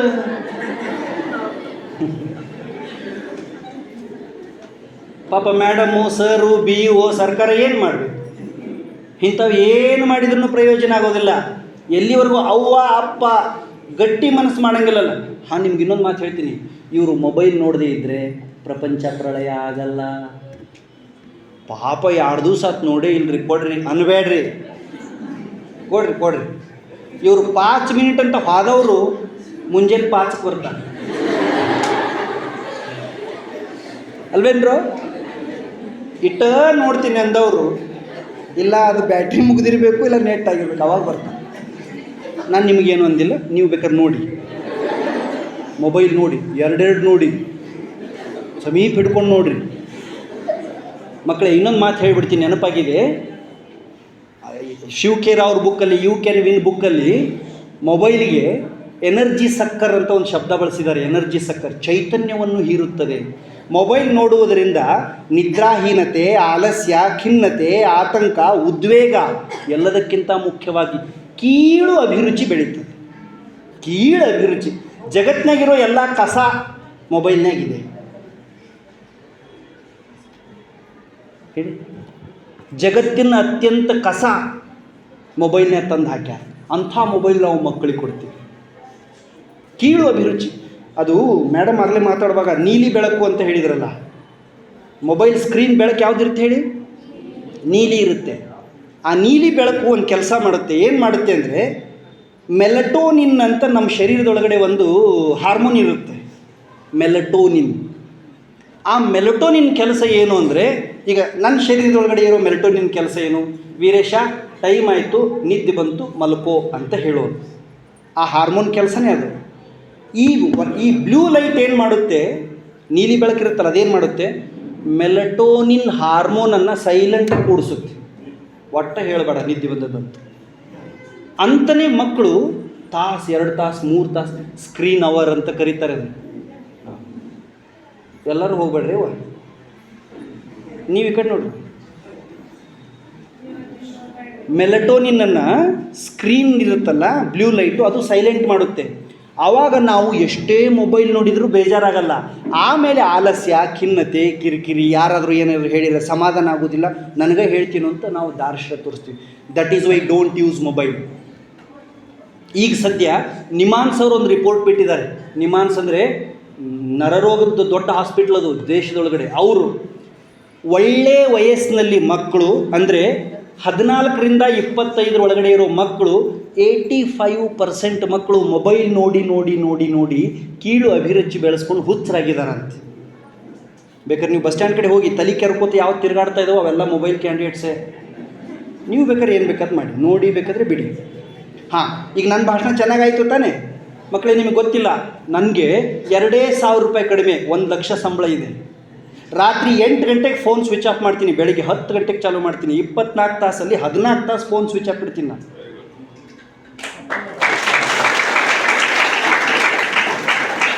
ನಾನು ನಿಮ್ಮ ಹತ್ರ ಚಪ್ಪಾಳೆ ತೊಗೋಬೇಕು ಅನ್ನೋ ಕಾರಣಕ್ಕೆ ಹೇಳ್ತಾ ಇಲ್ಲ. ಹೀಗೆ ಮಾಡದೇ ಇದ್ದರೆ ನೀವು ಕಳ್ಕೊತೀರ. You have to energy sucker, digital diversion, digital cyber diversion, online ಉಪದ್ರವಿ ಏನೇನೋ ಬರ್ತದೆ, ಅದಕ್ಕೆ ಅದನ್ನು ಬಳಸಬಾರ್ದು. ರಮೇಶ್ ಬಿಷ್ಣೋಯ್ ಅಂತ ಒಬ್ಬ ಹುಡುಗಿದ್ದಾನೆ, ಅವನಿಗೂ 2 ಕೈ ಇಲ್ಲ. ಆದರೆ ಆತ ಎಷ್ಟು ದೊಡ್ಡ ಸಾಧನೆ ಮಾಡಿದಾನೆ ಗೊತ್ತಾ? ನೆನಪುಳಿದವಲ್ಲ ನಿಮಗೆ, ನಿಮ್ಮ ಶಕ್ತಿ ಸಾಮರ್ಥ್ಯದ ಮೇಲೆ ನಂಬಿಕೆ ಇರಬೇಕೇ ವಿನಃ ಬಲಹೀನತೆಗಳ ಕಡೆ ಗಮನ ಅಲ್ಲ. 2ನೇದ್ದು, ನೀವು ಮಾಡುವ ಕೆಲಸವನ್ನು ಪ್ರೀತಿಸಬೇಕು. You are students, love it. ಮರಿ ನೀನೇ ಕಣೆ, ನನ್ನ ನೋಡು. ಈಗ ನೀವು ಸ್ಟೂಡೆಂಟ್ಸ್, ನಿಮಗೆ ಅಧ್ಯಯನ ಮಾಡೋದು ಅಂದರೆ ಎಷ್ಟು ಪ್ರೇಮ ಇರಬೇಕು ಗೊತ್ತಾ?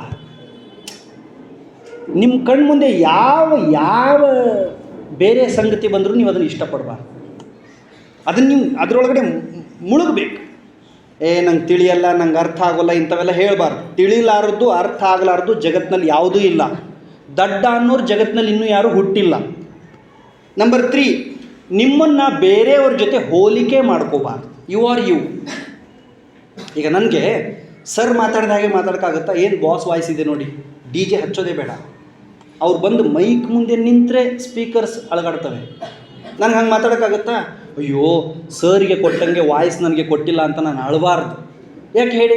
ದಟ್ ಈಸ್ ಅವ್ರ ಕೆಪಾಸಿಟಿ, ಅದು ಅವ್ರ ಸ್ಟ್ರೆಂತ್, ಅದು ನನ್ನ ಬೇರೆ ಸ್ಟ್ರೆಂತ್. ಯಾರಿಗೆ ಹಾಡೋದಕ್ಕೆ ಬರುತ್ತೋ ಹಾಡೋದ್ರಲ್ಲೇ ಮುಂದುವರಿಬೇಕು, ಯಾರಿಗೆ ಆಡೋದಕ್ಕೆ ಬರುತ್ತೋ ಆಡೋದನ್ನೇ ರೂಢಿ ಮಾಡ್ಕೋಬೇಕು. ಬರೆಯೋರು ಚೆನ್ನಾಗಿ ಬರೀಬೇಕು, ಓದೋರು ಚೆನ್ನಾಗಿ ಓದಬೇಕು. ಹೀಗೆ ಏನೇನು ಬರುತ್ತೋ ಅದರೊಳಗಡೆ ನಾವು ಬೆಳೀಬೇಕೇ ವಿನಃ ಬೇರೆಯವರ ಜೊತೆ ನಮ್ಮನ್ನು ಹೋಲಿಕೆ ಮಾಡಬಾರ್ದು. ಎಲ್ಲದಕ್ಕಿಂತ ಮುಖ್ಯವಾಗಿ ಸಾಮಾನ್ಯರಾದ ನಾವು ವಿಶೇಷ ವ್ಯಕ್ತಿಗಳಾಗಬೇಕಾದ್ರೆ ಕನ್ಸಿಸ್ಟೆನ್ಸಿ ಈಸ್ ಮೋಸ್ಟ್ ಇಂಪಾರ್ಟೆಂಟ್. ದಿನ ಪ್ರಯತ್ನ ಮಾಡಬೇಕು. ಒಂದಿನ ಪ್ರಯತ್ನ ಮಾಡಿದೆ, ಮಾರನೇ ದಿನ ನಿಲ್ಲಿಸ್ಬಿಟ್ಟೆ ಅಂದರೆ ಕೆಲಸ ಆಗಲ್ಲ. ಅದಕ್ಕೆ ಪ್ರೀತಿಯ ವಿದ್ಯಾರ್ಥಿಗಳೇ, ನೀವೆಲ್ಲ ಸುದೈವಿಗಳು. ಒಳ್ಳೆಯ ಶಾಲೆಯಲ್ಲಿ ಓದ್ತಾ ಇದ್ದೀರಿ, ಒಳ್ಳೆಯ ಗುರುಗಳಿದ್ದಾರೆ, ಮತ್ತು ನೀವು ಹೆತ್ತವರು ನಿಮಗೆ ಸಪೋರ್ಟಾಗಿ ನಿಂತಿದ್ದಾರೆ. ಇದನ್ನೆಲ್ಲ ಬಳಸ್ಕೊಂಡು ಯು ಶುಡ್ ಬಿಕಮ್ ಸ್ಟಾರ್ಸ್. ನೀವೆಲ್ಲ ನಕ್ಷತ್ರಗಳಾಗಿ ಮಿನ್ಗೋ ಆಗಲಿ ಅನ್ನೋ ಮಾತುಗಳನ್ನ ಹೇಳ್ತಾ ಮತ್ತೊಮ್ಮೆ ಹೇಳ್ತಾ ಇದ್ದೀನಿ. ಮೊಬೈಲ್ನ ಬೇಕಾದರೆ ನೋಡಿ, ಬೇಡ ಅಂದರೆ ಬಿಡಿ. ಆದರೆ ನಿಮ್ಮ ಅಪ್ಪ ಅವನ ನಂಬಿಕೆಗೆ ತಪ್ಪಿ ಯಾರು ನಿಮ್ಮ ಅವ್ವ ಅಪ್ಪನಿಗೆ ಎಂಥ ಮಗಳಿಗೆ ಜನ್ಮ ಕೊಟ್ಟಿತ್ತು ಅನ್ನಬಾರ್ದು. ಎಂಥ ಮಗ ಜನ್ಮ ಕೊಟ್ಟಿ ಅನ್ನಬಾರ್ದು. 4 ಮಂದಿ ಬಂದು ಓಣ್ಯಾಗ ನಿಂತು ಎಂಥ ಪುತ್ರ ರತ್ನ, ಎಂಥ ಸುಪುತ್ರಿ ಹುಟ್ಟ್ಯಾಳ ನಿನ್ನ ಹೊಟ್ಟ್ಯಾಗ ಅನ್ಬೇಕು. ಭಜಂತ್ರಿ ಸರ್ ಅವ್ವ, ಭಜಂತ್ರಿ ಸರ್ ಅಪ್ಪ ಎಷ್ಟು ಖುಷಿ ಪಡ್ತಿರ್ಬೇಕು ಹೇಳಿ. ರಾಜ್ಯದ ಮೂಲೆಯೊಳಗೆ ಅವ್ರ ಕಾರ್ಯಕ್ರಮ ನಡೀತಾವೆ. ಬರ್ರಿ ನಮ್ಮೂರಾಗ ಮಾತಾಡ್ರಿ ಅಂತ 6 ತಿಂಗಳು 1 ವರ್ಷ ಅವ್ರ ಸಲುವಾಗಿ ಕಾಯ್ತಾರೆ ಮಂದಿ. ಅವ್ರ ಅಪ್ಪಗೆ ಎಷ್ಟು ಖುಷಿ ಆಗ್ತಿರ್ಬೇಕು ಹೇಳ್ರಿ. ಅಲ್ಲ, ಹಂಗೆ ನಿಮ್ಮ ಅವ್ವಗೆ ನಿಮ್ಮ ಅಪ್ಪಗೆ ಎದೆ ಉಬ್ಬಿಸೋ ಹಂಗೇನಾದರೂ ಆಗಬೇಕು. ಅಂಥ ಕೆಲಸನ ನೀವು ಮಾಡಿ ಅನ್ನೋ ಮಾತನ್ನು ಹೇಳ್ತಾ ಭಾಳ ಅಂದರೆ ಭಾಳ ಸಂತೋಷ ಆಯಿತು. ಅಕ್ಷರಶಃ ಸ್ತುತಿ ಇಲ್ಲ ಅಥವಾ ಹೊಗಳಬೇಕು ಅಂತಿಲ್ಲ. ಎಷ್ಟು ಚಂದ ಮಕ್ಕಳನ್ನ ತಯಾರಿ ಮಾಡಿದ್ದಾರೆ. ಅವರು ಬಂದು ಕೈ ಮುಗಿದು ವೇದಿಕೆಗೆ ಬನ್ನಿ ಅಂತಾರೆ. ಏನು ನೀಟ್ ಎಕ್ಸಿಕ್ಯೂಷನ್ ನಡೀತಾ ಇದೆ ನೋಡಿ ಫಂಕ್ಷನ್. ಆ್ಯಕ್ಚುಲಿ ಮೌಲ್ಯ ಇಲ್ಲಿ ಇದೆ, ಇಲ್ಲಿ ಮೌಲ್ಯ ಇದೆ. ಇದು ಮೌಲ್ಯ ಧಾರೆ ಅಲ್ಲ, ಇದು ಮೌಲ್ಯದ ಪ್ರಸರಣ. ನಾನು ಭಜಂತ್ರಿ ಸರ್ ತಗೊಂಡು ಹೋಗ್ತೀವಿ ಬೇರೆ ಬೇರೆ ಕಡೆ ಹೇಳೋದಕ್ಕೆ. ಹಾಗೆ ನೀವು ಹೋಗಿ ಮಕ್ಕಳನ್ನ ಭಾಳ ಚೆನ್ನಾಗಿ ಏನು ಚಂದ ಜಾಕೆಟ್ ಹಾಕ್ಕೊಂಡು ರೆಡಿ ಆಗ್ಯಾರ. ಅಲ್ಲೊಬ್ಬ ನನಗೆ ಭೇಟಿಯಾಗಿದ್ದ. ನಂಗೆ ಭೇಟಿನ ಯಾರು? ಕಿರಣ್. ಅಲ್ಲೊಬ್ಬ ನಾನು ಬನ್ನಿ ನಾನು ನಿಮ್ಗೇನು ಸಹಾಯ ಮಾಡಲಿ ಅಂದ. ಅವನಿಗೆ ನಾನು ಏನು ಭಾಷಣ ಮಾಡ್ಬೇಕು ಹೇಳಿ? ಅರೆ 9ನೇ ಕ್ಲಾಸ್ ಹುಡುಗನಿಗೆ ನಿಮಗೇನು ಸಹಾಯ ಮಾಡಲಿ ಅನ್ನೋ ತಲೆಯಾಗೈತೆ ಅಂದ್ರೆ ನಾ ಏನು ಭಾಷಣ ಮಾಡೋ? ಹೂವು ಕೊಡಕ್ಕೆ ಬಂದಕ್ಕಿನೂ ಕಾಲು ಬೀಳ್ತಾ, ದೀಪ ಹಚ್ಚಕ್ಕೆ ಬಂದಕ್ಕಿನೂ ಕಾಲು ಬೀಳ್ತಾ, ಹಾಡು ಹೇಳಕ್ಕೆ ಬಂದವನು ಕಾಲು ಬೀಳ್ತಾನಂದ್ರೆ they are in right path. ಅವರು ಚಲೋ ದಾರಿಯಾಗದಾರ. ಈಗ ದಾರಿ ಬಿಡ್ಲಾರ್ದಂಗೆ ಜೋಪಾನ ಮಾಡೋ ಕೆಲಸ ಅವ್ವ ಅಪ್ಪ ಮತ್ತು ನಮ್ಮದು ಮಾಸ್ತರ್ಗಳು. ನಾವು 3 ಸೇರಿ, ಅವ್ವ ಅಪ್ಪ ಮಾಸ್ತರೆಲ್ಲ ಸೇರಿ ಈ ಮಕ್ಕಳನ್ನ ದಾರಿ ಬಿಡ್ಲಾರ್ದಂಗೆ ಜೋಪಾನ ಮಾಡೋಣ, ಇವರು ಕೆಡಕ್ಕೆ ಆಸ್ಪದ ಆಗ್ಲಾರ್ದಂಗೆ ಕಾಪಾಡೋಣ ಅನ್ನೋ ಮಾತನ್ನು ಹೇಳಿ, ಪ್ರೀತಿಯ ಮಕ್ಕಳೇ ಭಾಳ ಸರಿ ಹೇಳಿದೆ, ಮೊಬೈಲ್ ಬೇಕಾದ್ರೆ ನೋಡಿರಿ ಬೇಕಾದ್ರೆ ಬಿಡ್ರಿ ಅಂತ. ನೀವು ನಾನು ಹೇಳೋ ಪ್ರಕಾರ ನೋಡಬೇಡಿ. ನಿಮ್ಮನ್ನ ಮೊಬೈಲ್ನಾಗ ಯಾರು ನೋಡಬೇಕು. ನನ್ನ ಮಗಳಿಗೆ ರುಕೋ ನನ್ನ ಮಗಳಿಗೆ 2 ವರ್ಷ 1 ತಿಂಗಳು ಅಂದರೆ ಬರೋಬ್ಬರಿ 25 ತಿಂಗಳು. ಬಾಯಿ ತುಂಬ ಹಲ್ಲಿಲ್ಲ, ಇನ್ನೂ ನಡೆಯಕ್ಕೆ ಪೂರ್ಣ ಬರೋದಿಲ್ಲ, ತೊದಲು ನುಡಿ ಬರ್ತಾವೆ. ನಿನ್ನೆ ಯಾಕೆ ಇಂಡಿಯಾ ಬುಕ್ ಆಫ್ ರೆಕಾರ್ಡ್ಸ್ನಾಗ ಹೆಸರು ಬಂತಕ್ಕೆ. ಹಾಂ, ಇಲ್ಲಿ ಬಡಿಬೇಕು. ಕೇಳಿಸ್ಕೊಳ್ಳಿ. ಆಕೆ ಈಗ ಭಾರತ ದೇಶದ ಎಲ್ಲ ರಾಜ್ಯಗಳನ್ನು ಹೇಳ್ತಾಳೆ, ಕರ್ನಾಟಕ ರಾಜ್ಯದ ಎಲ್ಲ ಜಿಲ್ಲೆಗಳನ್ನು ಹೇಳ್ತಾಳೆ. 120 ಫೋಟೋಸ್ ತೋರಿಸಿದ್ರೆ ಆ ವಸ್ತು ಏನು ಅಂತ ಗುರುತಿಸಿ ಹೇಳ್ತಾಳೆ. 120 ಜನ ರಾಷ್ಟ್ರೀಯ ನಾಯಕರ ಫೋಟೋ ತೋರಿಸಿದ್ರೆ ಅವ್ರು ಯಾರು ಅಂತ ಗುರುತಿಸಿ ಹೇಳ್ತಾಳೆ. 80 ಇಂಗ್ಲೀಷ್ ಶಬ್ದ ನಾನು ಹೇಳಿದರೆ ಅದರ ಕನ್ನಡ ಮೀನಿಂಗ್ ಆಕಿ ಹೇಳ್ತಾಳೆ. ಎಲ್ಲ ತಿಂಗಳು, ಮಾಸಗಳು, ವಾರಗಳು, ದಿನಗಳು, ದಿಕ್ಕುಗಳು ಎಲ್ಲ ಬರ್ತಾವೆ ಆಕಿ ನಾನು ಕಾಲೇಜಿಂದ ಬಂದ ತಕ್ಷಣ ಪಪ್ಪ ಇವತ್ತೇನು ಕಲಿಸ್ತಿ ಅಂತ ಕೇಳ್ತಾಳೆ.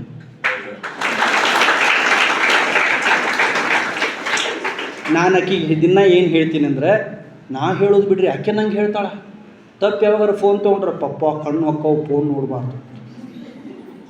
ಅದಕ್ಕೆ ನೀವು ಯಾವಾಗಾರ ತುಂಬ ಮನಸ್ಸಿಗೆ ಅಹಿತ ಅನ್ನಿಸ್ತಂದ್ರೆ ಒಂದು 3 to 4 ಮಿನಿಟ್ಸ್ ನೋಡಿರಿ, ಬಿಸಾಕ್ಬಿಡ್ರಿ.